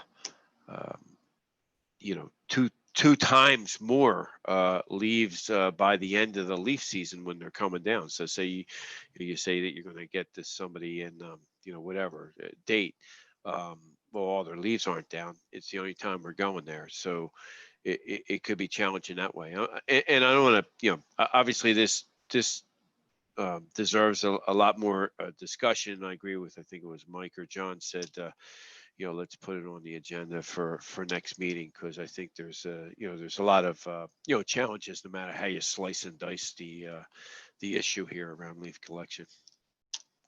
That's all. Yeah, we couldn't come up with a simple solution that we could just present to you and say, this is how it's going to work. We've you know, we've looked at a couple different things, obviously, as we've shared with you. And my, you know, biggest concern is making sure that our staff stays safe and the people that we bring in to work with us stay safe, you know, as well as our residents. So, you know, we just want to make sure we're wise. Yeah. Absolutely. It's par for the course in 2020. Yep. Well, let's brainstorm it later and come up with some other solutions maybe that haven't been thought of yet. Anything else, Steve? Yeah, there's lots of things, but I think that's it for this evening. Okay. All right, we're gonna move. Can I just do just ask him something? Just because I know it's in Andy's report, but I just want you to kind of touch on it real quick. Since Ms. Wilkins made a comment about it in public comment, but Mr. Corey is being fined for some of the things that are going on in that property. But my understanding, and you alluded to this in the beginning, is that the district court is not really sitting right now. And so a lot of the monetary enforcements of that are not kind of being followed through. But we are doing what we can through the property maintenance code to ensure that that property is cleaned up. Obviously, it's not being cleaned up in the speed that people would want it to be, nor is it the present condition one that I think any of us want to see. But I do just want to clarify, Steve, that is happening, since there was, you know, sort of that comment, just to clarify that the township is following through on everything we can. Just to be honest, we have lots of things that are backlogging right now in the court system, and the court system has got its own challenges of how they're doing and how they're going to hear things. And so it doesn't mean it won't happen. It's just, it just may take a lot of time. Thank you. All right, we're going to move ahead. We've got a couple items here under fund transfer, item number 11. The first is consider approving a $139.37 from the escrow account to Newtown Township Consolidated account. This was because a single check was given for a permit and an escrow payment, and they have to be separated. So move for approval. Is there a second? Second. Motion was made by Supervisor Partridge, seconded by Supervisor Altieri to approve item 11.1 as written. Any further question or discussions from members of the board? Seeing none, all those in favor, please signify by saying aye. Aye. Any opposed? Motion carries unanimously. Next is item 11.2, which is consider approving the transfer of $9,922.69 from the streetlight fund to the capital fund. This money represents the repayment of the inter-fund loan agreement approved by the board at the September 11th meeting, 2017 meeting between the capital and the streetlight fund for the streetlight LED project. So move for approval. Is there a second? Second. Motion is made by Supervisor Partridge, seconded by Supervisor Russo to approve item 11.2 as written. Any further questions or discussions from members of the board? Seeing none, all those in favor, please signify by saying aye. Aye. Any opposed? Motion carries unanimously. Item 11.3 is also related to the streetlight program. This is consider approving the transfer of $3,308 from the general fund to the capital fund. This money represents the repayment of the inter-fund loan agreement approved at the September 11th, 2017 meeting. And it's between the capital and general fund for the streetlight LED project. Anybody want to offer a motion? So move for approval. There's a second. Second. Motion is made by Supervisor Altieri, seconded by Supervisor Roberts Lightcap to approve item 11.3 as written. Any further questions or discussions on the motion? Hearing none, all those in favor, please signify by saying aye. Aye. Any opposed? Motion carries unanimously. Item 12 is a budget adjustment. Consider approving budget increase 2020-06, which is going to increase the general fund budget as follows. It's going to increase our account for use of fund balance by $7,098. It's going to increase our account for the 2020 road program interest by $7,098. This increase will come from the fund balance. So the increase is as a result of the 2020 road program borrowing. The interest is payable monthly starting in June 2020. So move for approval. Is there a second? Second. Motion is made by Supervisor Partridge, seconded by Supervisor Roberts Lightcap to approve item 12.1. Any further questions or discussions on the motion? Hearing none, all those in favor, please signify by saying aye. Aye. Aye. Any opposed? Motion carries unanimously. Next, under payments, we've got a number of payments. Item 13.1 is consider approving escrow reduction number 3 for 34 Reese Avenue in the amount of $42,594, leaving a remaining balance of $22,282.30 in the account. And there is an escrow review letter from our engineer in there. So move for approval. Is there a second? Second. Motion is made by Supervisor Partridge, seconded by Supervisor Altieri to approve item 13.1. Any further questions or discussions on the motion? Seeing none, all those in favor, please signify by saying aye. Aye. Aye. Any opposed? Motion carries unanimously. Item 13.2 is consider approving payment application number 23 for Shannon A. Smith totaling $25,729.06 for electrical and mechanical work associated with the building and renovation. This is the final payment. This is it, Mr. Neese? This is it. They've finished doing all the work and we're ready to release. Everything's functioning per our requirements? Everything's functioning per the design. Okay. Would anybody like to offer a motion on item 13.2? So move. I make a Motion is made by Supervisor Partridge, seconded by Supervisor Roberts Lightcap to approve item 13.2. Any further questions or discussions on the motion? Seeing none, all those in favor, please signify by saying aye. Aye. Any opposed? Motion carries unanimously. Item 13.3 is consider authorizing the payment to JMC Contractors in the amount of $215,787.60 for the 2020 Storm Inlet Program. This is going to leave a balance of $23,976.40 to cover the remaining punch list items. In their attachments are the requests and the letter from our engineer accordingly. Would anybody like to offer a motion regarding item 13.3? So move for approval. Is there a second?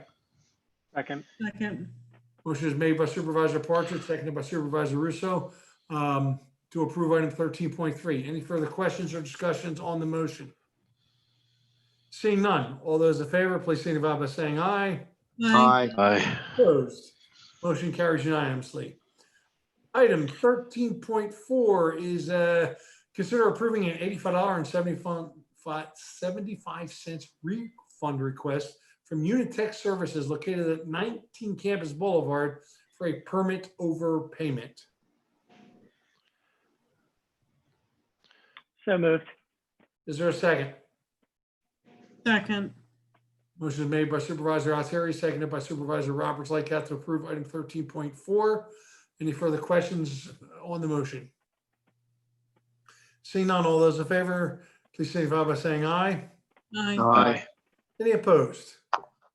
Motion carries unanimously. Items 13.5, 13.6, 13.7, and 13.8 are escrow releases. I'll read them and maybe we can take them as a single motion. Consider approving the $1,200 escrow release payment to Daniel Skay for a completed grading project at 702 Fairview Avenue.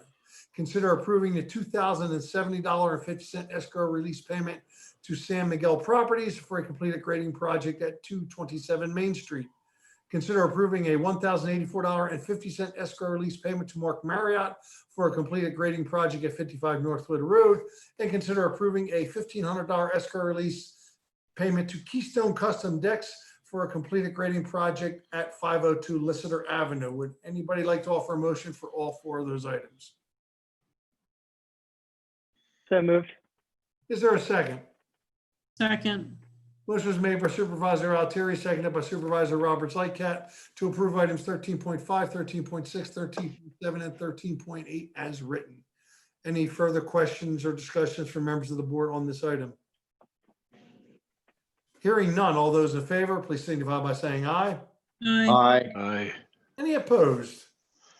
Motion carries unanimously. Next on the agenda are the bills. I think I can do these all at once. We have item 14.1, which is consider ratifying the checks paid on check register July 31st, 2020 in the amount of $7,834.15. Item 14.2 is considering approving the bills on check register A dated August 10th, 2020 in the amount of $504,949.37. And item 14.3 is consider approving the bills on check register B dated August 10th in the amount of $1,245.85. I have reviewed the bills prior to this evening's meeting, and I would make a motion that we approve ratifying those checks. Is there a second? Second. Motion was made by myself, seconded by Supervisor Partridge to approve items 14.1, 14.2, and 14.3. Any further questions or discussions from members of the board on those items? Seeing none, all those in favor, please signify by saying aye. Aye. Aye. Any opposed? Motion carries unanimously. Next on the agenda is item 15.1. This is consider approving the request for a land development waiver from Melmark School for a pool and a pool house. Mr. Neese, will somebody from Melmark be presenting this? Yeah, I thought I saw Mr. Petrosa's name on our list here. you do. Let me give a moment so I can promote him, please. Hey, you got it. A man who needs no promotion, Don Petrosa, I'll tell you.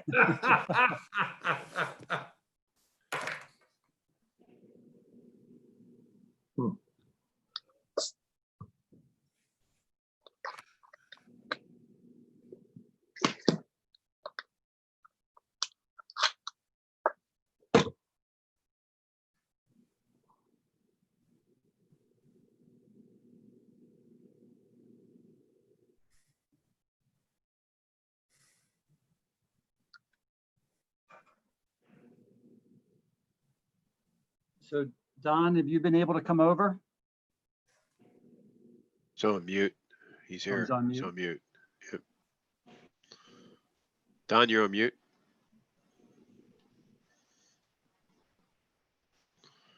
Don, you'll have to unmute There we yourself. go. There you go. There we go. Can you hear me now? You Yeah. can. Okay. Good evening, members of the board. Don Petrosa representing Melmark. Also in attendance are project engineer John Olendikoff of Bowler, and I believe either Kurt Hoff and or Jim Calvarese of Melmark. Melmark previously received land development approval for a proposed classroom building. Those plans showed a 100,000 gallon suction tank for firefighting purposes. Near the end of the land development process, there was discussion about eliminating the suction tank and substituting an outdoor swimming pool with a water capacity similar to the water capacity of the suction tank. And it could be used obviously for the firefighting purposes and also for clientele recreational swimming. So what is currently proposed is a pool and pool house with pumping equipment to be substituted for the suction tank. The Melmark campus is large. It's somewhere between 55 and 65 acres. And all that is proposed is this substitution of the pool and pool house. The pool house has a footprint of a little less than 1,300 square feet, I believe. Total square footage is 2,400 square feet. The project engineer consulted with the township engineer as to whether land development approval would be required. And it's my understanding that there was some discussion among staff, and it was reported back to us that we should request a waiver from land development for the project in light of the minimal nature of the substitution. We did request the waiver, and we have submitted plans for the township engineer to review. I'd like to call on John Olendikoff just to review the overall site plan, and he has a rendered site plan with you. And we'd like to request the waiver. We believe that the township engineer can adequately review what needs to be reviewed with an application for a soil erosion permit. And it would also obviously be an escrow posted, provided for the township engineer's fees in doing so. So if we can somehow connect John Olendikoff, he can just review the plans we have.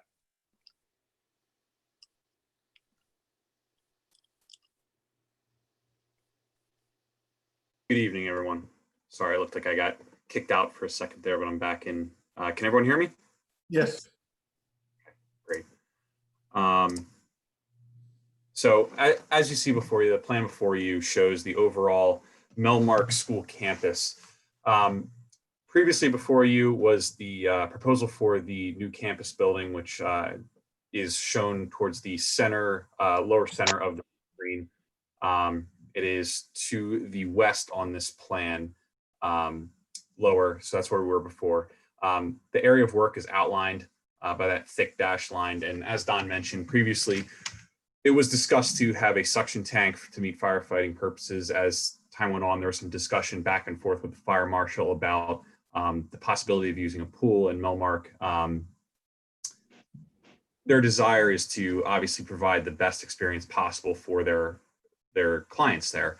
And while the suction tank would have been something that would have met the requirements, the pool will allow them to provide more of a more enriching experience for their students while also meeting the requirements of that fire protection requirement. I see Mr. Neese is trying to do a zoom here, but actually, would you mind flipping over to the rendering, and it'll probably give a little bit of a better, there we go. So what you see before you, obviously it's, we have the pool deck and a two-story pool house. The upper level is actually on grade with that roadway that you see to the left of the screen there. So students, staff would mostly be limited to the area on the upper level of the pool there. The upper level of that pool house would have like a changing room and a couple bathrooms. The lower level would house the mechanicals for the pool and then also the pumping equipment for that fire in case it was needed. In addition, there's an access road to that lower level just for ease of access for not only maintenance purposes, but in the event that any emergency services would have to get to that room down there, it would make for an expedient access. I did hear a comment previously about stormwater and the waiver of land development process. We are increasing impervious coverage with this development. However, we are providing in the form of the existing basins, we're using capacity that was previously approved and within the existing basin that is to the rear of the previously approved new school building. In addition to add some additional stormwater improvements to meet our requirements, we are proposing amended soils where we are disturbing the ground that would allow us to have, it's essentially an amendment that you till into the soil that gives it a little bit more storage capacity in there and will allow water to soak up a little bit more efficiently. In addition, you can also see we are proposing some plantings around the perimeter of the pool.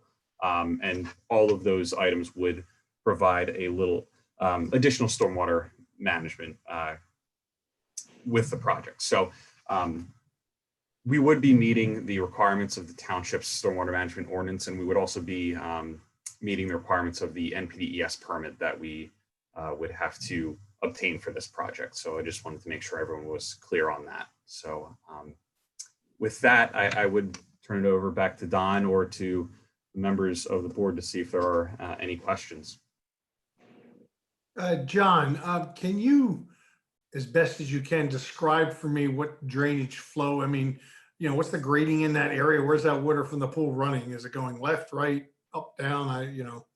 Yeah, sure. In the current condition, it does run. So it runs, if you see the north arrow in the lower right-hand corner of the plan, I'm going to say essentially, if you started your cursor at the intersection of where that parking lot is, it would then go from north to south across where that pool is. So it would go from, north up there to south. And really what we would be doing is collecting a lot of the water around the pool deck, the roof, and taking that and piping that over to the existing system that is to the northwest, which is actually down on this page to an existing stormwater system to get it over to that existing basin. And then bypass water would be captured and essentially helped to infiltrate via those amended soils.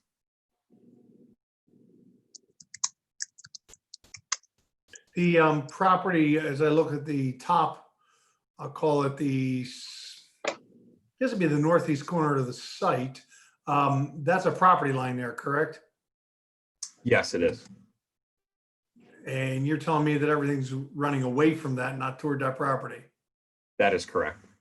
And you are collecting all the stormwater from the impervious from the deck and the pool house and things like that? Deck and the pool house are going to make its way into a stormwater management system, yes. Other So- board members? Yeah, I guess this is a question for Don. I don't know if this is related to John or not, but why are you requesting a waiver for land development? I'm just curious because it's, 2,400 square foot building, and so just procedurally, Don, why the waiver? Why- Sure. I guess there are two aspects of that answer. The first is time and expense.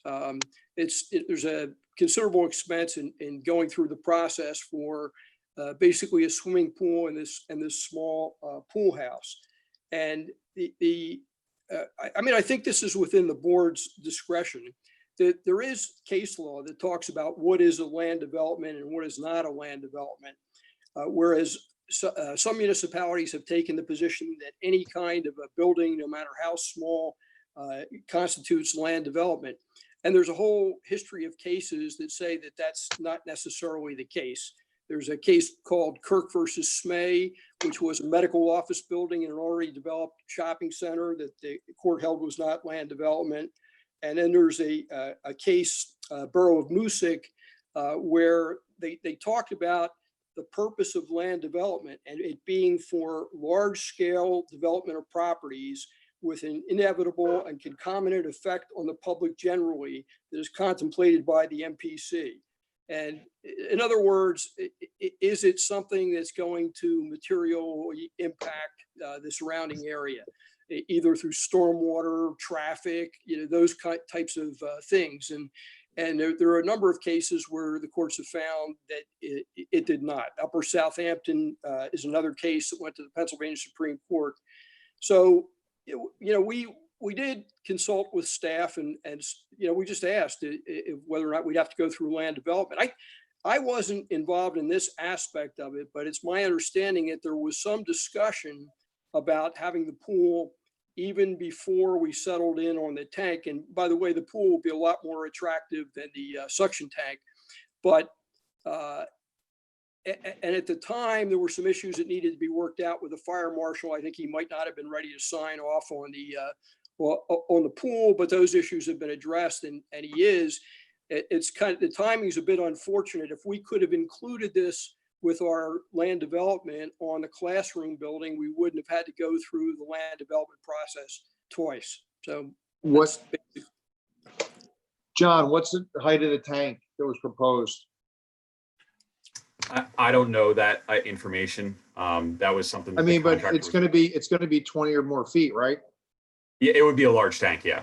It'd be a large tank. You're gonna see it. It's gonna be a lot higher than this building, correct? I can't give you an exact on it because I was given a footprint, but not necessarily the overall height of it. What was the footprint? I'd have to open up the CAD file and get it to you, but it was probably, I wouldn't say it's as big as this building, but it was certainly analogous to this building.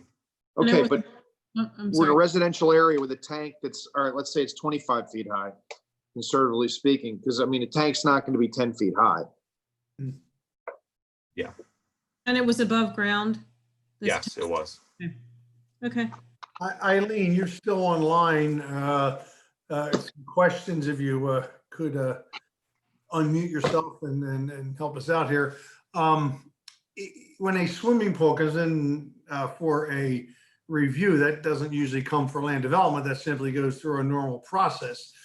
So let's say, for instance, this was a house and somebody wanted to put a pool at the house. Is this something that would have to go in for land development in that situation? On residential properties, no. Even if they were including the pool house? Correct. That would just be an accessory structure. We process shed. those. I'm sorry, what, Mike? Like a shed. And we process those under a soil erosion permit. And depending on the extent of it, it requires stormwater or either a simplified approach or full-blown analysis. Which is something you're still going to do on this one. That's correct. All we're talking about is the land development aspect. So the size of this, if this was a, again, if this was a home and this would be a size pool that would still fall under our regulations to not have to do land development, correct? Yes, So the only thing that it requires the land development in this case is the fact that it's not a residential property. Am I correct? That's Yes. the reason why we're here, yes. yes, Other than that, if this was a homeowner, we would review it through the normal methods. You would get the full soil erosion review, the full stormwater review. They would do what they had to do. They just wouldn't have to go through the land development process. correct. Okay, so I wanted to clarify.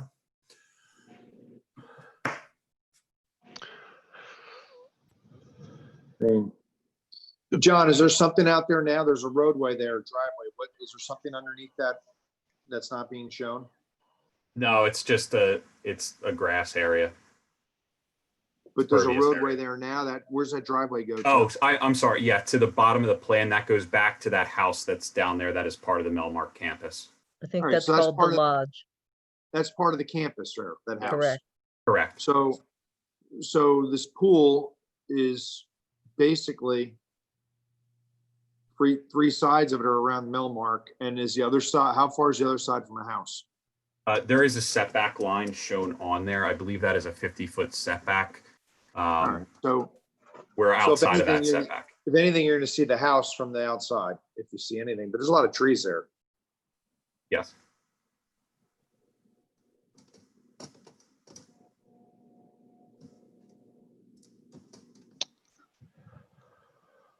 There's a setback line. Oh, Yeah. I'm sorry. It's a 40-foot setback. All right, so you're okay with that? How close is the next house, Steve? Can we blow that up a little bit more or no?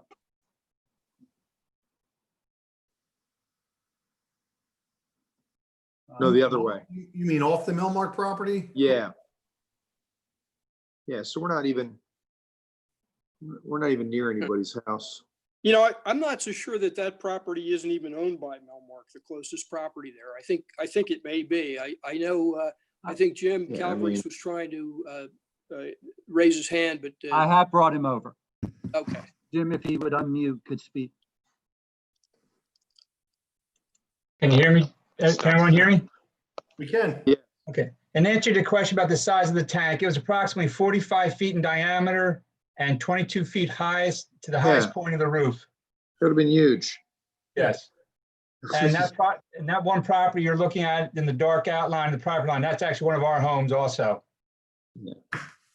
I mean, John, I think a 45-foot diameter tank, 22 feet high in a residential neighborhood is going to look at ostentatious Oh, yeah. compared to this. In my opinion, I mean, Again, I just, the point, if this was a residential home and not the Melmark property, which is a nonprofit educational organization, yeah, I mean, the tank's a lot bigger than the house is going to be. I mean, it's we huge. wouldn't even be having this discussion. They would go through the channels, they would get approvals, and we'd be done. So the only reason they're here is because they're not a residential home. Yep, and I think that's key to that. I mean, both what Mike's saying about the tank, how it would look, but more importantly, the number one factor here is this: if Ed was going to be putting a pool in, you know, because he does his laps in the morning, he wouldn't have to go through this entire process. And this is just purely because this is an institution. Yeah, and It's right. It's right. And I think the agree. big thing is they have the drainage. They have the drainage capacity for the additional coverage. So Which is, Eileen's gonna- that's really the key. And Eileen's going to review everything anyway. Right, exactly. So, Correct. And we have the additional use for fire suppression too, of Yeah. the pool. So that's definitely a thumbs up. Yeah, I definitely think the pool is going to be a lot more aesthetically pleasing in this neighborhood than a 45-foot diameter or 45-foot diameter tank, 22 feet high. It's gonna stick out like a sore thumb.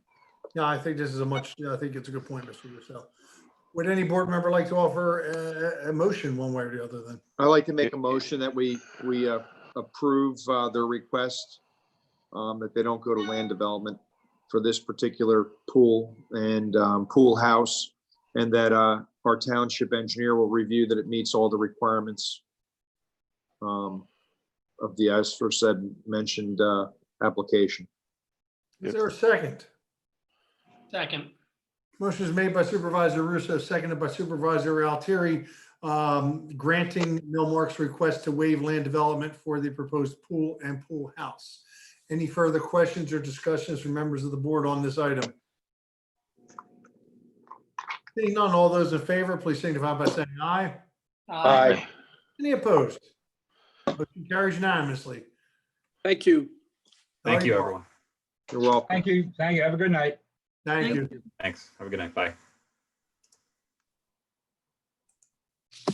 All right, moving on. Item 15.2 is consider waiving stormwater requirements for the temporary disturbances and temporary increase in privilege coverages at the Women's PGA Championship hosted at Aronimink Golf Club, October 6th to 11th. I'm assuming that's 2020, Mr. Neese? It is. Should be, yes. Yeah. It is. So, Are they actually so going to pull that off? yeah. And are there going to be any spectators allowed? There will not be. So quick question on this before we get into it. So Steve, is this consistent with the, with the waivers that we previously gave at Aronimink for the men's PGA? Eileen, I believe this is consistent with that, except for this is going to actually, is my understanding, Yeah, going less. to be less impervious. Right, Not got right. much stuff right. there. But the same Yeah. principle, they're proposing to place the gravel for temporary lots, for some of the vendors, for some of the television staff and things like that. And then at the completion, we'll remove it completely. And that worked well Why before. they're requesting a Yeah, waiver. yeah, Yeah, I mean, they did a nice job the last time. I mean, yeah. I'd like to put a motion for approval on the table. Does anybody want to second that? I'll second it. Motion is made by Supervisor Partridge, seconded by Supervisor Russo to waive stormwater requirements for the Women's PGA Championship hosted at Aronimink on October 6th to the 11th, 2020. Any further questions or discussions on the motion? Eileen, are you concerned about any runoff from this area into any residential areas? With the recent storms, there's always a concern. I can't say that it's all free and clear, but they work, contain, and control what they're doing. So for the brief period of time, it shouldn't have any lasting effects. Well, Last thing, sorry, go ahead, Tina. well, the last BMW championship that was held at Aronimink, it rained for 4 or 5 days straight. Remember, they couldn't play. And then they play on Monday. And I don't know, I don't recall that there were issues with that. So we had pretty steady, heavy rains those times as well. Yeah. Good point, Tina. I'm no That's expert. the question I was going to ask. So there was no issues with that? To my knowledge, there was no flooding. There were issues with the ground being very soft, and that was one of the reasons that they delayed removal of the Golfing gravel issues. until the following spring. But I mean, when I say issues, I'm talking about runoff onto neighbors. There was nothing that happened on that when the FedEx Cup happened, right? Not that was reported to me, no. Yeah, Okay. and nothing was reported to us either. I would just make note, I have met with them and talked with them about their system. I think Eileen was there. Their stormwater system actually is set up to collect a tremendous amount of that water for the purposes of actually watering their grounds later. So they actually are set up to take a tremendous amount of water off of rain runoff for that purpose. Yeah. I think it's a great asset for the community to have this come in on the 6th through 11th to help stimulate some of the local businesses. Yeah, I agree with you on that. I mean, I think, and the fact that they recycle the water and use it for, maintaining their own facility, that's fantastic.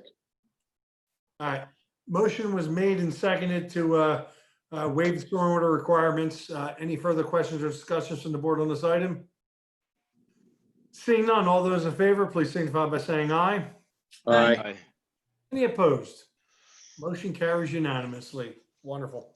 Okay, moving on, new business. First is consider approving the annual HVAC maintenance contract with Goshen Mechanical totaling $7,999. Mr. Neat. Move for approval. Move for approval. Is there a second? Second. Motion is made by Supervisor Partridge, seconded by Supervisor Russo. Question, Mr. Neese, is this at the same amount as last year or less, more?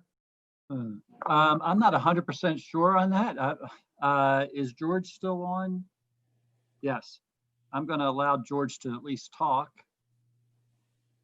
Yeah. All right, this is George, and it is the same amount as last year. Fantastic. That's good. All right, motion was made and seconded to approve the contract. If there's no further discussion, all those in favor of the motion, please signify by saying aye. Aye. Aye. Any opposed? Motion carries unanimously. Next item, 16.2, consider awarding the 2020-2021 de-icing salts contract on behalf of 10 Delaware County municipalities to Eastern Salt Company, who they had the lowest responsibility of $50.35 per ton. The award is subject to acceptance by the other municipalities of their share of contract obligation. So moved. Is there a second? Second.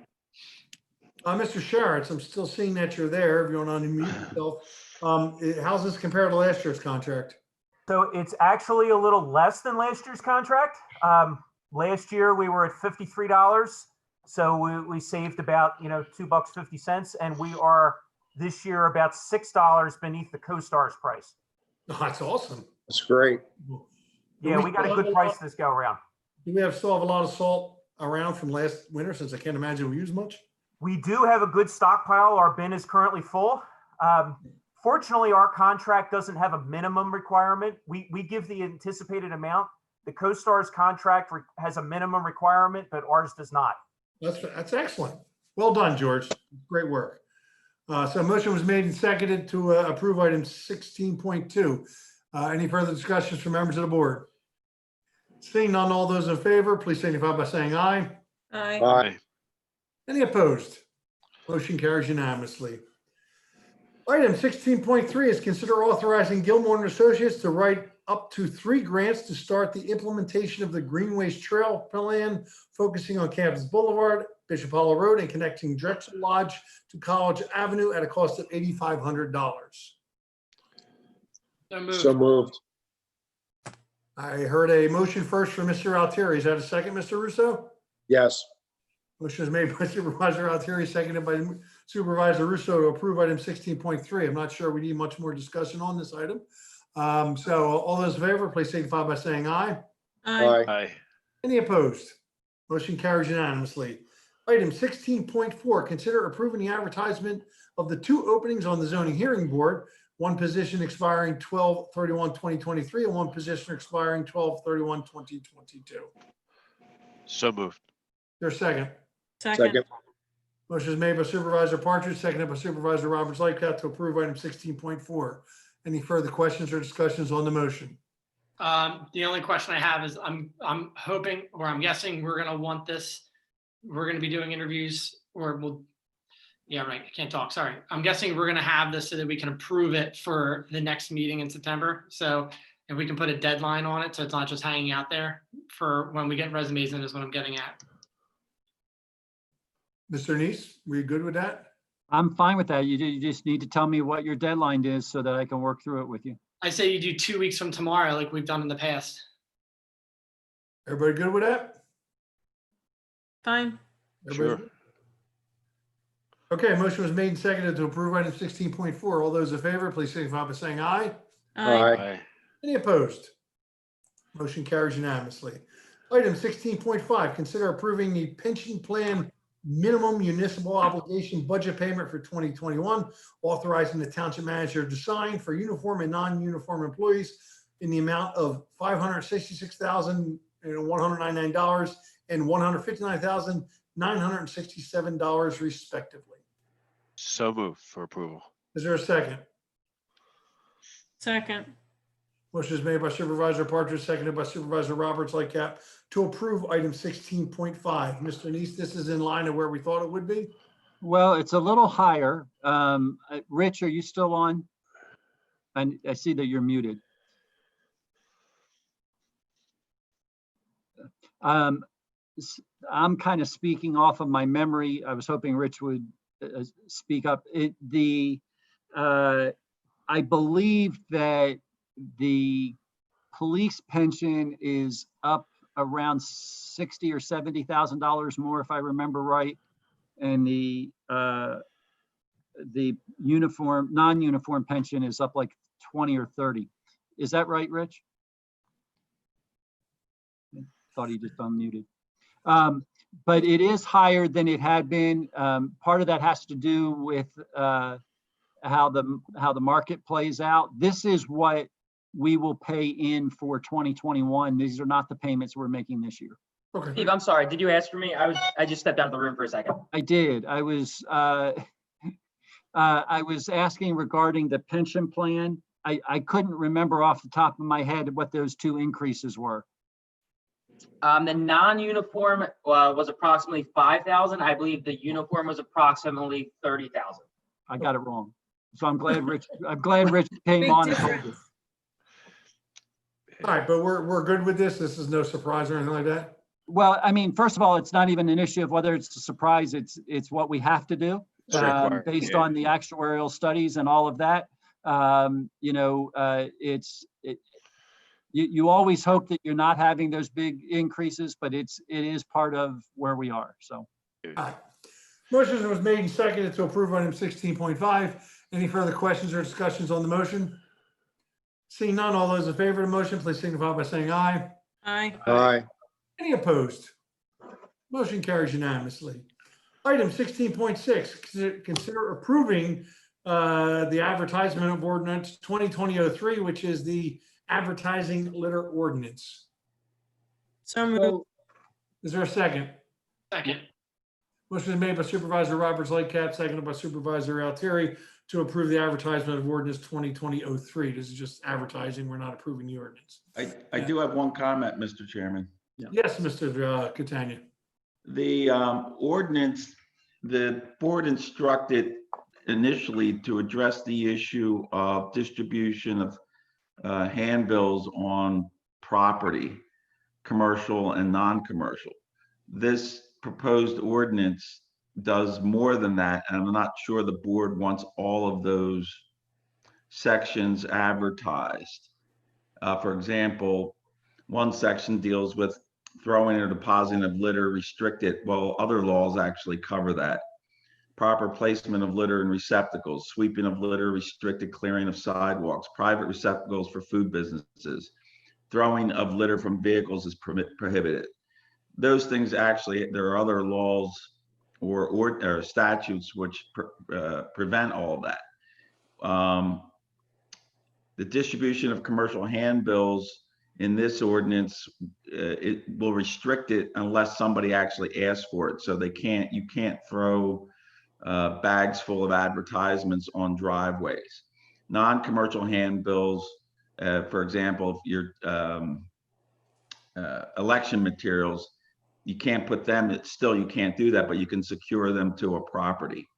And there's also a section in here about commercial handbills, putting them on vehicles, commercial ones. And lastly, they have a distribution of handbills on vacant properties. So I don't know if you want me to advertise all of those sections or specific sections, or there are certain sections you don't want in it. Don't we want 8, 9, 10, and 11? Isn't that what will, correct me if I'm wrong, Mr. Kenny, but isn't that what will encompass the goal of getting rid of the circulars on your driveway when you come home from the shore? Yeah, I mean, those are the ones that initially the board was concerned with, but the ordinance that was handed to me as sort of an example had all these other items in, so I kept them all in. And I don't know if you want to use them all or, Well, because whatever I advertise, if we eliminate any of those, then we would have to re-advertise again. Well, if we have things there that are already duplicating other laws that we have on the books, I think we can authorize you to just simply take those out and get this down. Yeah, we don't want to duplicate everything. Right. Yeah. I mean, You want me, I'll advertise anything that is not on the books already. Yeah. Is that what it is? Yeah. That's fine. Can you just, Joe, can you just let us know Yeah. what's in and what's out, and then, just send it out to us, and then You're good with advertising? yeah. Yes. Okay, I'll circulate it. Joe or Steve, in terms of getting this information out to the individuals who come every week and throw those circulars in your driveway, how does the township notify those companies that they can no longer do this once we adopt this, hopefully in the next month or two? When I send them a citation for doing it. But He's asking how you know who the company is that does it. That is the biggest challenge, I'll be honest with you. We've gone through on several of these because we had certain people that were gone on vacation and asked for them to be stopped. And we've been able to stop them for a short period, but they don't stay stopped. But it's a challenge. We'll do our best to chase it down. Usually somewhere on the publication, there is some kind of notice who it's from. The ones that are harder are the handbills, but if the handbill is for purpose of commercial, we'll go back against whomever it's advertising. I think the important thing is to get the law on the books, and then we can build the enforcement. Yeah, at least we have some enforcement out doing these. Right, we have some teeth now. We can go act on that. So. Yep. All right. Motion was made to authorize advertising and seconded. Any further questions or discussions on the item?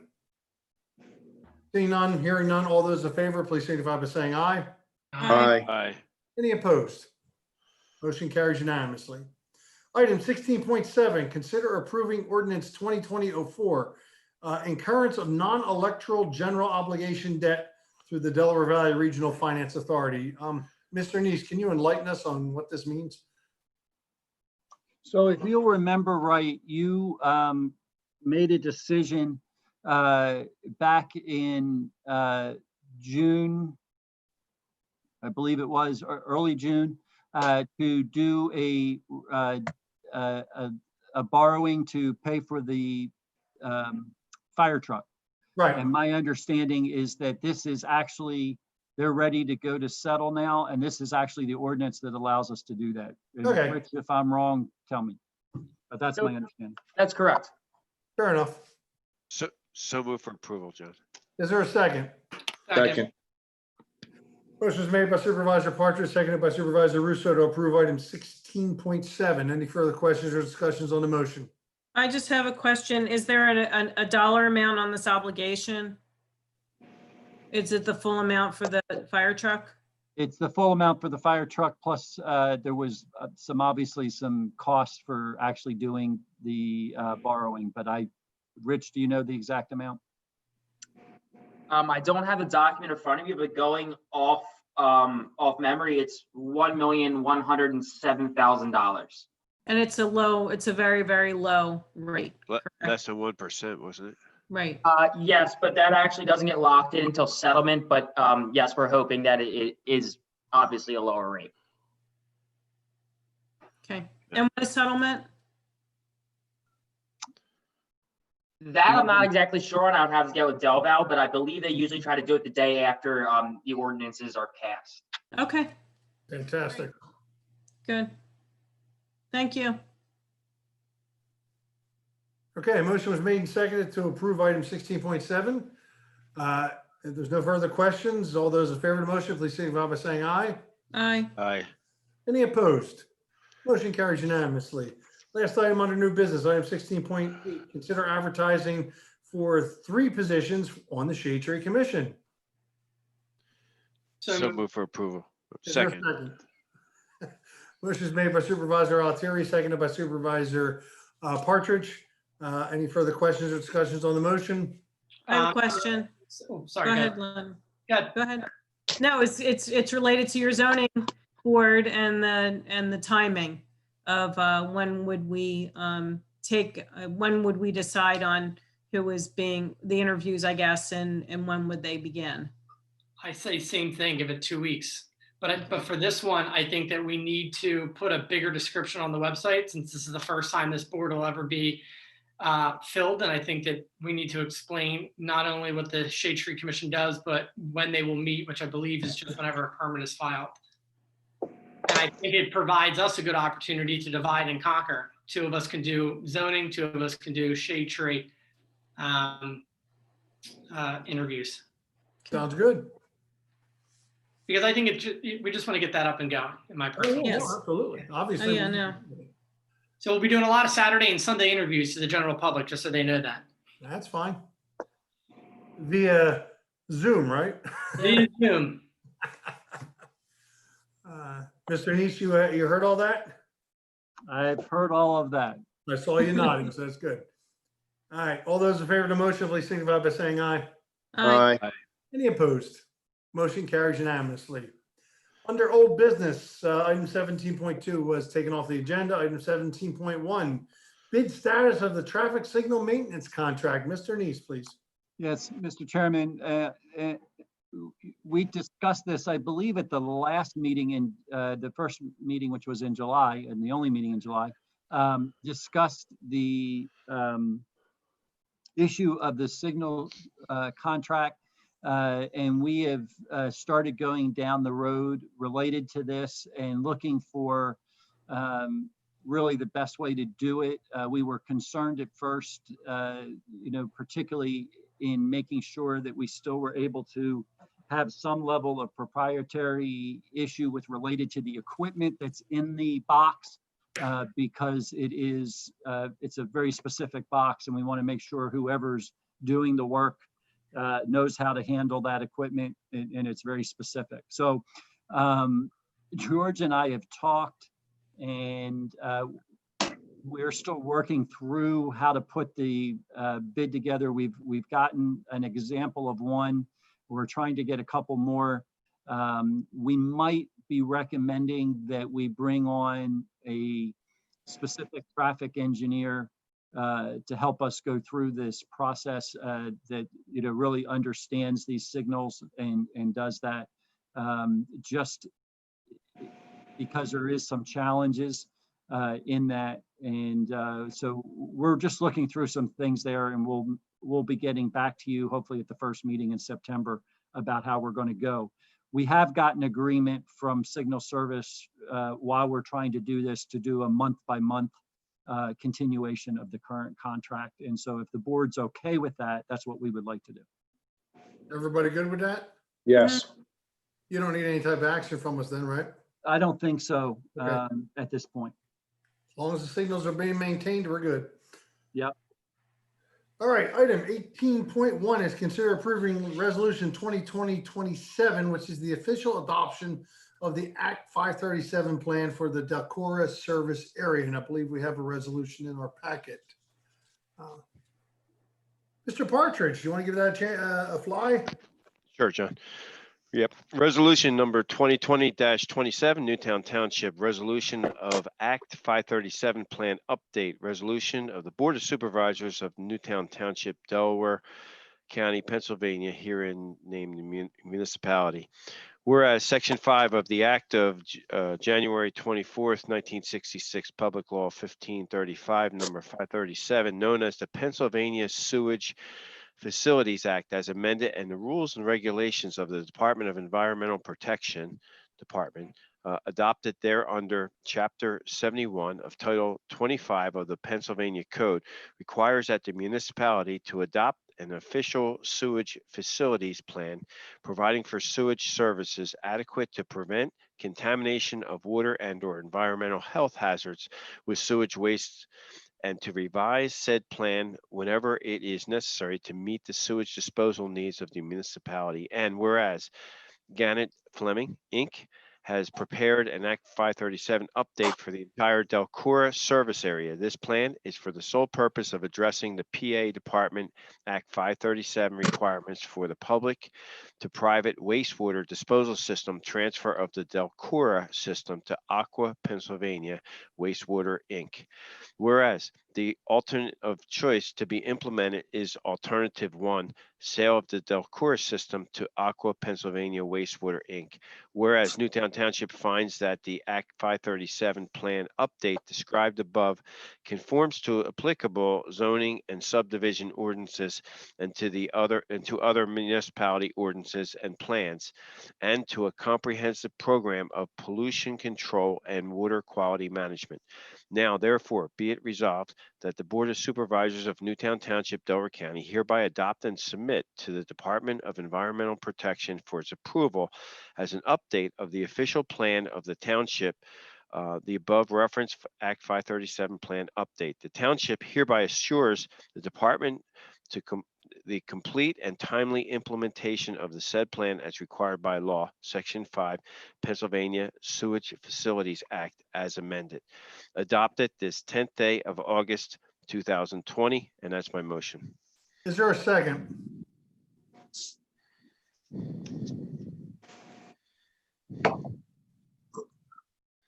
I'm hearing silence. I'll second it for the discussion part of this. Motion is made by Supervisor Partridge, seconded by Supervisor Altieri.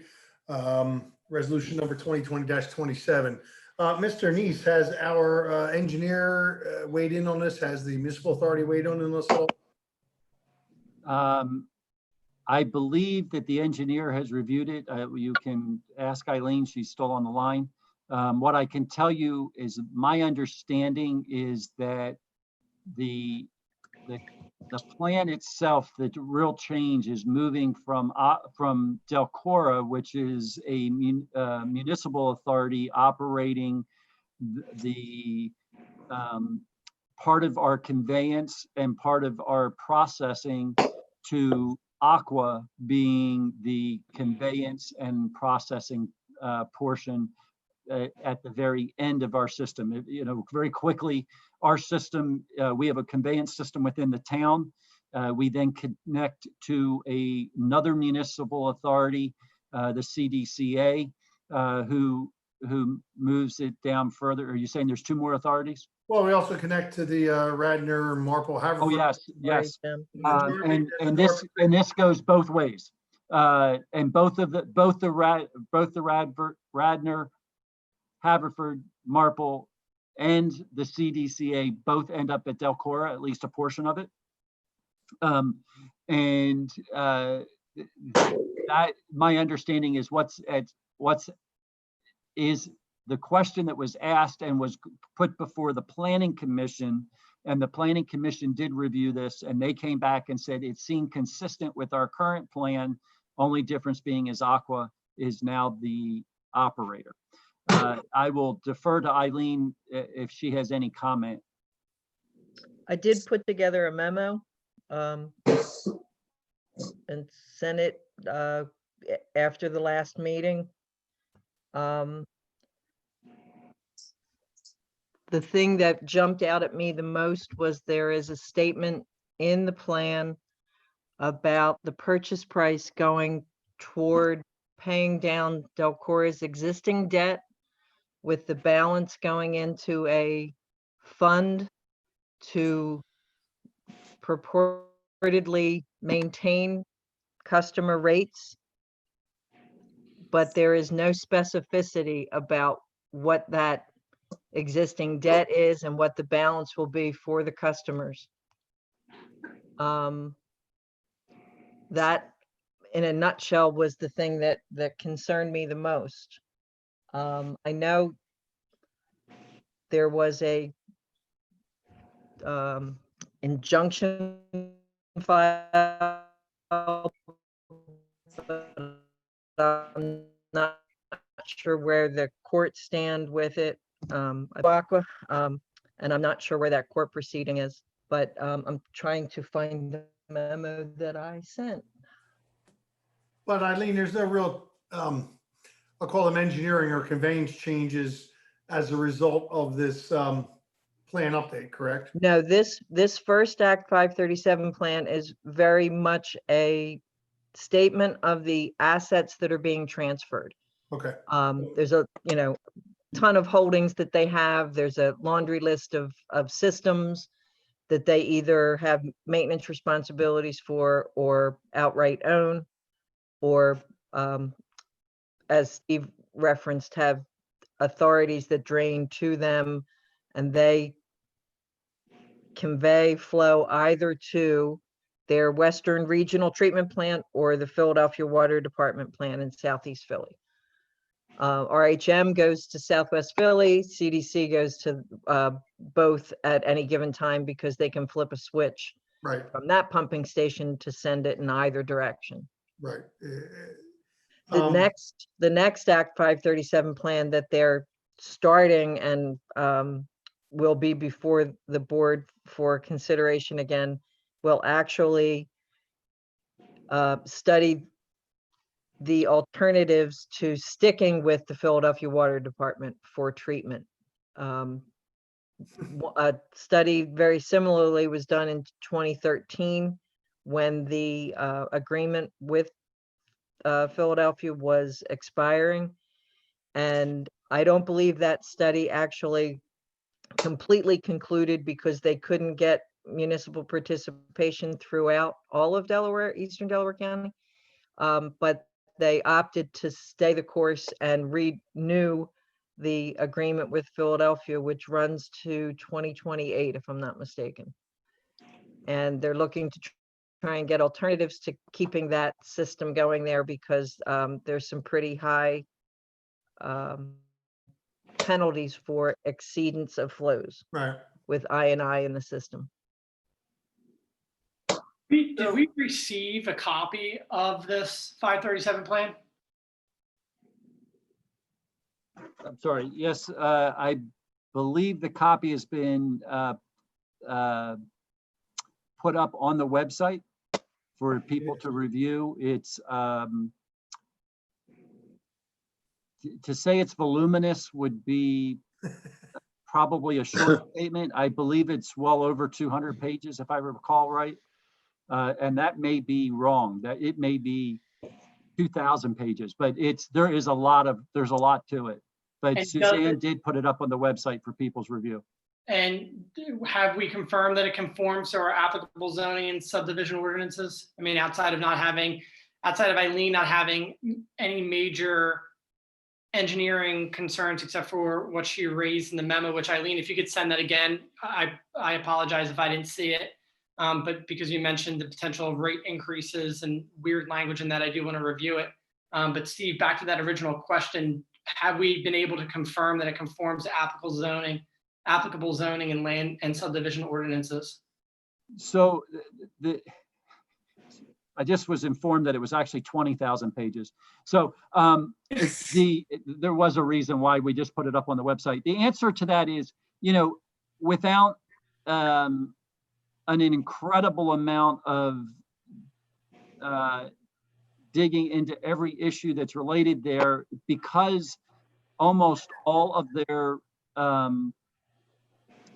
all of what's being transferred asset-wise are assets that are out of the township and are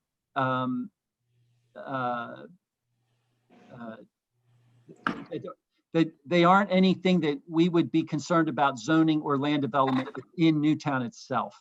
And so with that, Rich did do a quick review for that purpose, and he said there was nothing that he saw that was against anything that's Newtown, because all of the assets themselves are really outside of Newtown. All the assets that are in Newtown Township are our own assets that the authority owns. I mean, as I read this and as Eileen explained it, it's, for all intents and purposes, more or less just a name change. It's a 537 plan change because we're changing the name. I don't read in here that we are actually approving the sale, not that we have anything to say about the sale. I have to think if the sale doesn't go through, again, out of our hands, then the 537 plan update wouldn't be filed or wouldn't be used anyhow, because if it's just changing the name.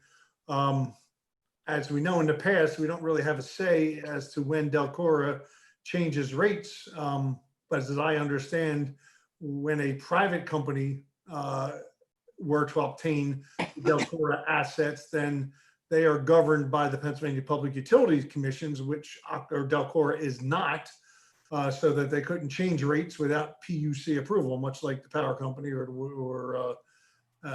phone company or somebody like that. So that's my take on it. I don't know that we're really approving anything here other than acknowledging that there's a potential that there's a name change if in fact the sale goes through.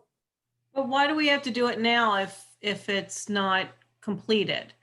I don't know that. Understanding why This 537 plan has been completed, sent out to communities to review and comment on. And full municipal participation in the form of adoption of resolutions is required in order for them to have the plan approved by DEP. Okay. So we're. Is there a DEP deadline on this? they were looking to have these all submitted by the end of September from the original schedule. Good, so we have time to review your memo. Okay. Perfect. Well, why don't we just table this until the next meeting? Yep. Everybody good? Yeah, with it? yep, exactly. You want it on the Eileen, first can meeting you in send- September? Provided we get Eileen's memo in the near future again, yes, I don't see any reason why we couldn't put it on. Yeah, I sent it on July 31st, but I'm trying to put everybody's addresses in to resend it now. Thank Thank you. you. Thank you. Yeah, put it on the first meeting in September, Mr. Neese. Okay. All right, well, that brings us to nearly the end of the agenda. Is there any other additional business? We have nothing listed. Yes. I sent everybody an email today about J.O. Bradley and their illustrious track dump truck that's been parked on Echo Valley Lane for 2 months. I'm done with these guys. They decided not to work through COVID because they didn't want to hire landscapers to fix everybody's lawn. They want to do it with their own workers, where everybody, his brother who was a landscaper, was working the whole time. So everybody's lawn's screwed up. They're going to have to be back again in the fall and in the spring next year to fix it. So this one house now, they claim that they're trying to get a tree down now for the last 2 months, and they got a price that they don't like. Well, we need to give them a time frame and tell them every day it's not moved, it's $1,000 after that. I mean, I'm done with these people. This contractor was horrible. His equipment all leaks oil. Everything he did out there, he inconvenienced the neighbors. And it's just, my neighbors are fed up. And there's no reason that he couldn't take a tree down in 2 months.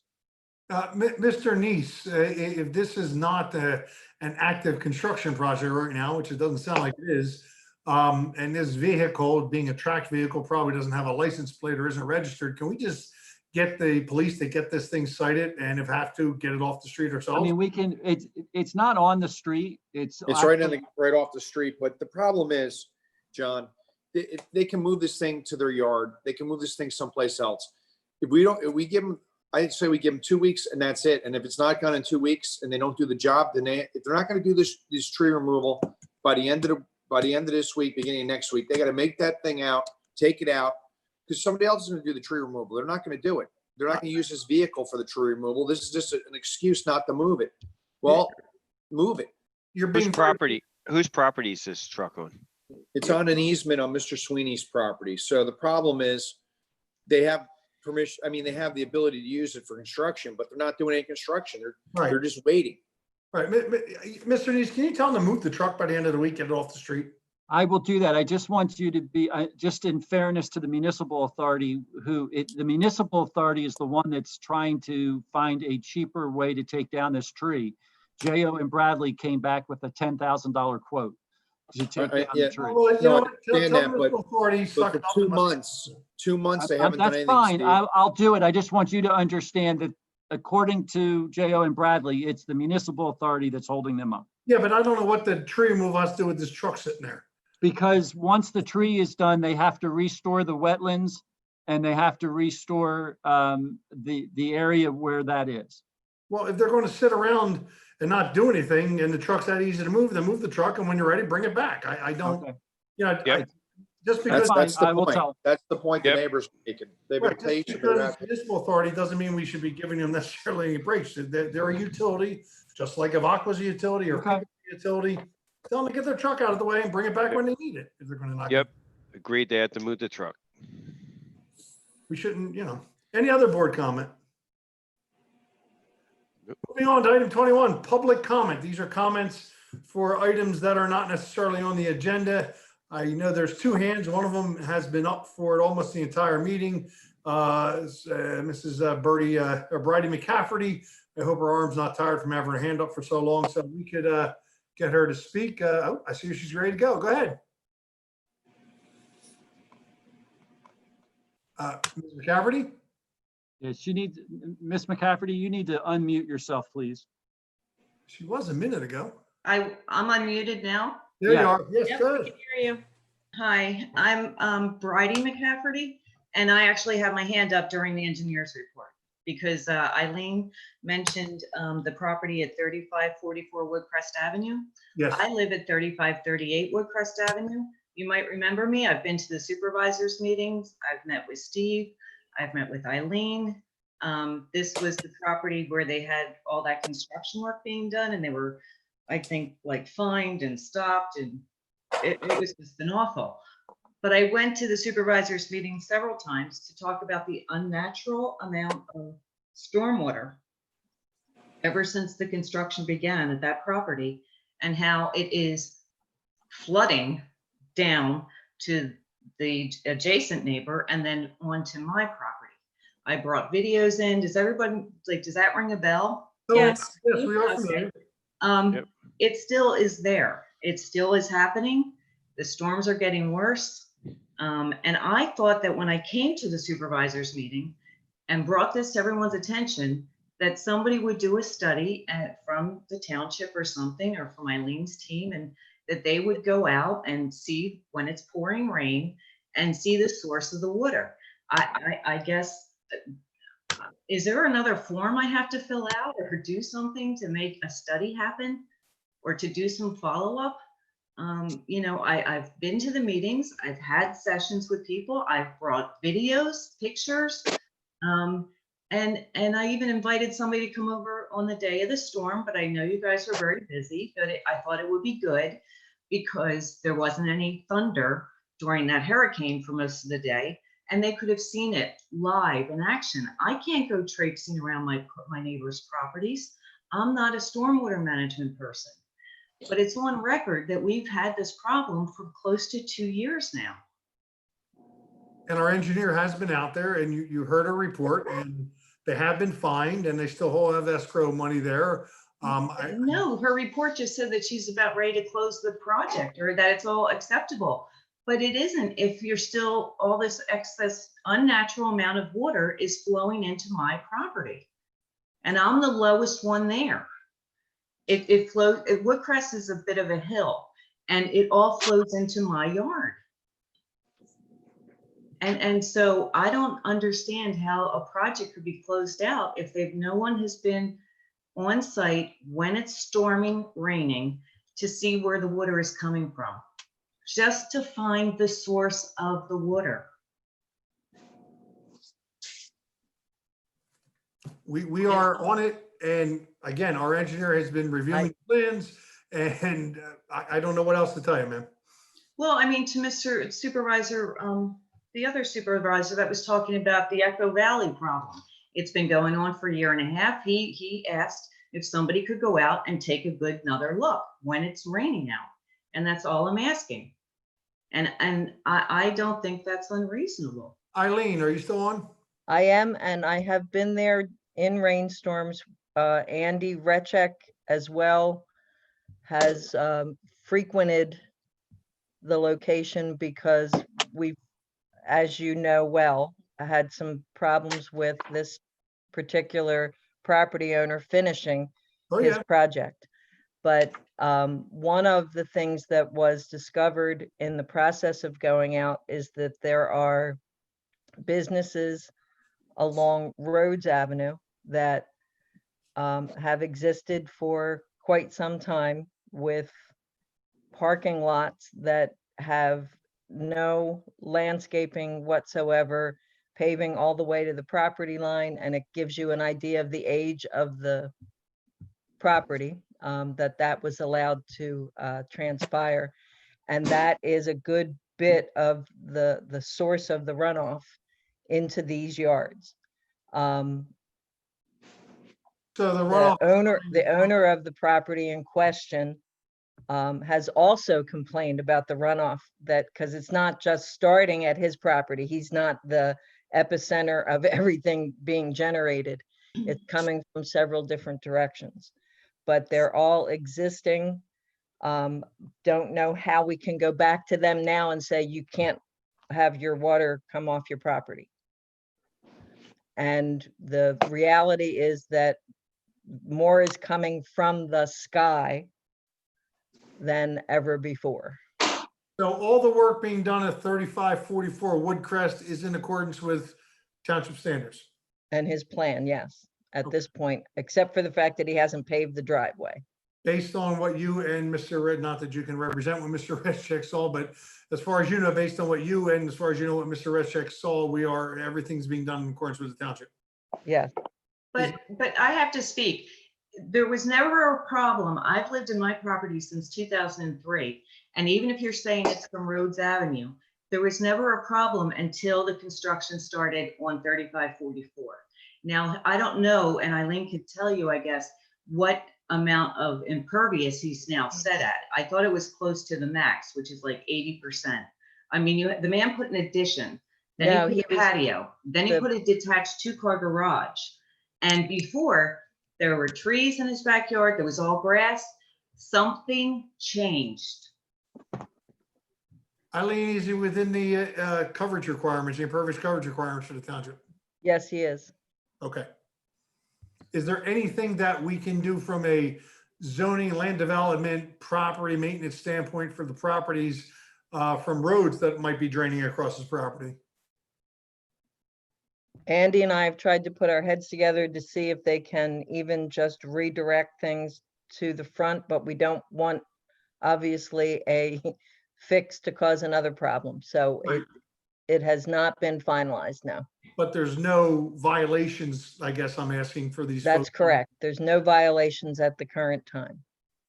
All right, so there's really nothing else that we can or should do at this juncture right now. But you're flooding a whole bunch of residential properties.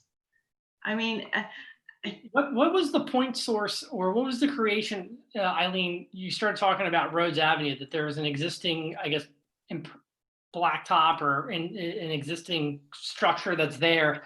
that you believe might be the cause of that. Is that what I understood? This is the first time I'm hearing about this because I suspect this has been going on for some time, but.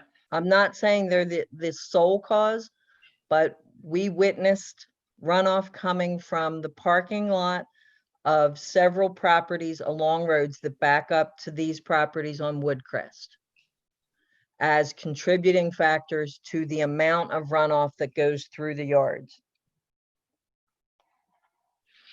I mean, I hear what you're saying. I mean, is it all from just the amount, the volume that's coming from these storms? Is that what's called? Yes, that's my belief. Yes. It's worse than ever. And you know what? It only takes like 2 inches of rain in a very fast amount of time to get it. And that's more common now than ever. And I don't understand how a business, and if there's no checking of their slope, if they got their blacktop repaved, and what's the slope of it? Why wasn't the slope made, and why isn't the slope pushing out towards the front, well, towards roads, instead of abutting and putting all that water onto residential properties? I don't understand how they got that approved. That didn't happen, right, Eileen? It's not a new blacktop. Is it an existing one? It's not new, it's existing, and I can't say without looking at historic aerial photographs how long it's been that way. But I know that there are no recent permits, there were no new actions that caused it, that it's just the way it exists. I mean, I've driven by there myself, and I don't understand, like, they have the gutters pushing out towards the back of, towards our properties, instead of the gutters even going, the downspouts, instead of the downspouts going out towards roads.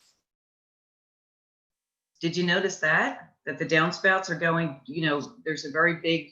Yep, that was one of our observations, absolutely. There's no requirements that they have to change the direction of their downspouts. When somebody develops a piece of property, they're required to comply with the laws and ordinance that were in place at the time. They are not required to go back and retrofit their property. So if the properties were paved in the 50s or 60s when there was no stormwater controls, they're not in violation of any laws or ordinances. We can't make them go back and say you're causing a problem now, even if in fact the stormwater is getting worse because of the frequency of the storms are changing, or the time that the storms come are changing. There's nothing that we can legally do to them to make them fix that. If the person at 3544 Woodcrest is complying with all our laws and ordinances, there's nothing that we can do to change that either. I'm not offering legal advice, but drainage regulations and laws say that if you're downstream, then you expect to get water from the upstream people downstream. And it sounds like you're downstream. Now, I know that doesn't help you much. It doesn't solve your problem, but from the township standpoint, I don't know that there's anything else that we can do. Well, I have another question. When you did this land study and allowed all this activity in this man's backyard, did you even consider what was behind him, that they were all blacktops and they were all from businesses? That's part of his requirements as part of his grading plan approval to Eileen, what did you look behind the property and see all that blacktop and say, wow, this would be, the water would naturally come here anyway? And then was that factored into all of the formulas to get the water off of his property? The calculations that were prepared and submitted to the township focused only on his property. He's not responsible for someone else's other than to not block it. Well, I mean, by allowing him to do that work, you've created a nightmare for at least 3 other houses. And I think that was an oversight. That if water was already going into that property when it was pervious, think of how much the water was being collected. And now it's just like a nice big runoff because it's a patio and then the 2-car garage. And now we're going to get the driveway too. More impervious. All right. Well, Eileen, that standard that you just stated, that's a state law, correct? It's not a township ordinance. with respect to not blocking another person's Yeah, he's only runoff. responsible for the stormwater. on That's his all about property. water rights and yes, your responsibilities based on where you sit in the topography. Right. I mean, could we just, Thank you for your comments, Mrs. McCaffrey. Next, we have Mrs. Wilson. Mrs. Wilson. Patty Wilson, 4111 Battles Lane. I'm fearful that Mr. Altieri misunderstood my comment about the quarry and the quarry properties. I understand that you are attempting to hold him accountable for the latest mess that he's made up there. But the point that I was making, which I continue to make and hope that you take into account this budget season, is my understanding from Mr. Resick is that state law allows the township to withhold permits or to create ordinances that withhold permits, withholds the ability for somebody to make application to do something if they have not met their township obligations. This is a group of people that have not paid their sewer rent, are not always current on their taxes, and clearly are now in violation for something related to the rental ordinances. And we've spent countless amount of taxpayer dollars to hear a curative amendment and take an application, which is now being appealed, and we're not current on the township obligation. So I'm going to ask you once again to consider that ordinance and consider a circumstance where when we have a bad actor like that, and that's my opinion, this is a bad actor who we have now bent over backwards for when we could have an ordinance in place that didn't even accept that application until they were current. The second thing is, having listened to the conversation about the leaf collection, two things come to mind. Leaf collection in this township not only has been, sort of in place, certainly for the 30 plus years that we've been here, but before that, it's ecologically done wonderful things for the community.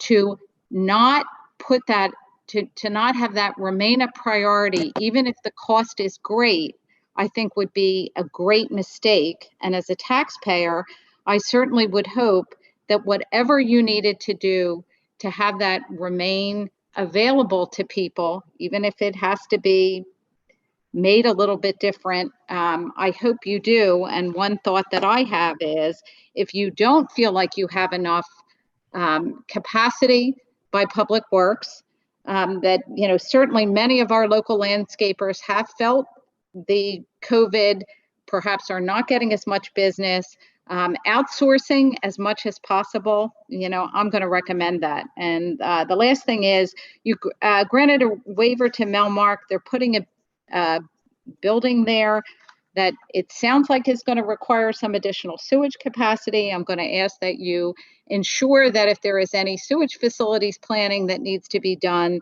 that you require that as part of your waiver process. And finally, I'm listening to Mrs. McCafferty, and I can't tell you how many videos were online sent to me that showed the sheer volume of water that can't just be explained by, gee, it's a shame this gentleman at 3544 Woodcrest did everything we asked for. We must need to make some changes to our stormwater ordinances if people who have been here for 20 plus years in Echo Valley on Woodcrest are now having significant problems with stormwater that they didn't have before as a result of development, and some would say overdevelopment. So I'm also going to ask that this board please look at our stormwater ordinances, and if they can become more restrictive and hold developers responsible, we should be doing that. Thank you. Thank you, Mrs. Wilson, for your comments. Next hand up, I see, Chief Everoff is here.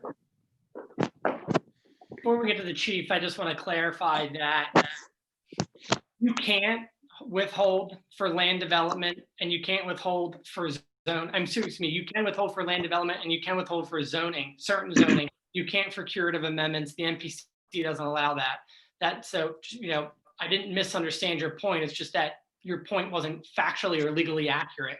So I just want to make sure that that's clarified. But the rest of the points are well taken. Thank you, Mr. Altieri. We had that same advice from our attorneys who we also asked that question before he even came in. So Chief Everloff, please. Good evening. Can everybody hear me? Yes, we can. All right. So thank you. I just wanted to give you a quick update. We have finally moved into our address at number 2 Charles Ellis Drive. John, I'm sure you've seen us coming out the door a couple times. I've seen you a few times, though. Yes, it's been a busy couple weeks, but yeah, I'm happy to report that we are finally in our new building. We have totally vacated 8 North Newtown Street Road. We're working through some little bugs with the contractor, but all in all, things are going well. We still have a lot of shifting of equipment and furnishings around, and we're still looking to acquire some furnishings. So, but like I said, all in all, things are going really well. We do appreciate the community and the township support. Because of COVID-19, you know, we still have our policies in place, and we have posted at the doors. We don't want visitors coming to the station right now until things kind of calm down with COVID. So please don't take that the wrong way to the residents that might want to come up and visit the new station. Until we get a good grasp of COVID-19, we want to make sure that we keep our personnel safe and we keep the residents safe. So yeah, at some point, hopefully maybe in the fall, or at this point, it looks like it might be next year, we will schedule some type of official housing dedication. So. That's good, Doug. Glad to hear Congratulations. you. And so happy to see all the fire trucks blowing by my house all the time now. John, are you looking for more siren? No, enough siren. On that, Steve, I'm going to send you an email. The traffic preemption at Westchester Pike at School Lane. I think with the trees on Charles Ellis Drive and our line of sight, we are not tripping that detector until we get all the way up on the intersection. I was wondering if maybe we could get Higgins Electric to shift that detector closer to the post for the light standard, which would put it more in line with us driving down the roadway, at least till we get the pole and across the street from us with the detector. Okay. Thank you. You said you're sending me an email? I'll send you an email. Yeah. Okay. Thanks. Okay. Seeing no further public comment, we are in adjournment. Our next meeting is September 14th, Monday, September 14th. So stay safe, practice social distancing. Please make sure you're patronizing our local businesses and restaurants, and have a great summer, whatever's left of it. Hi, everyone. Bye.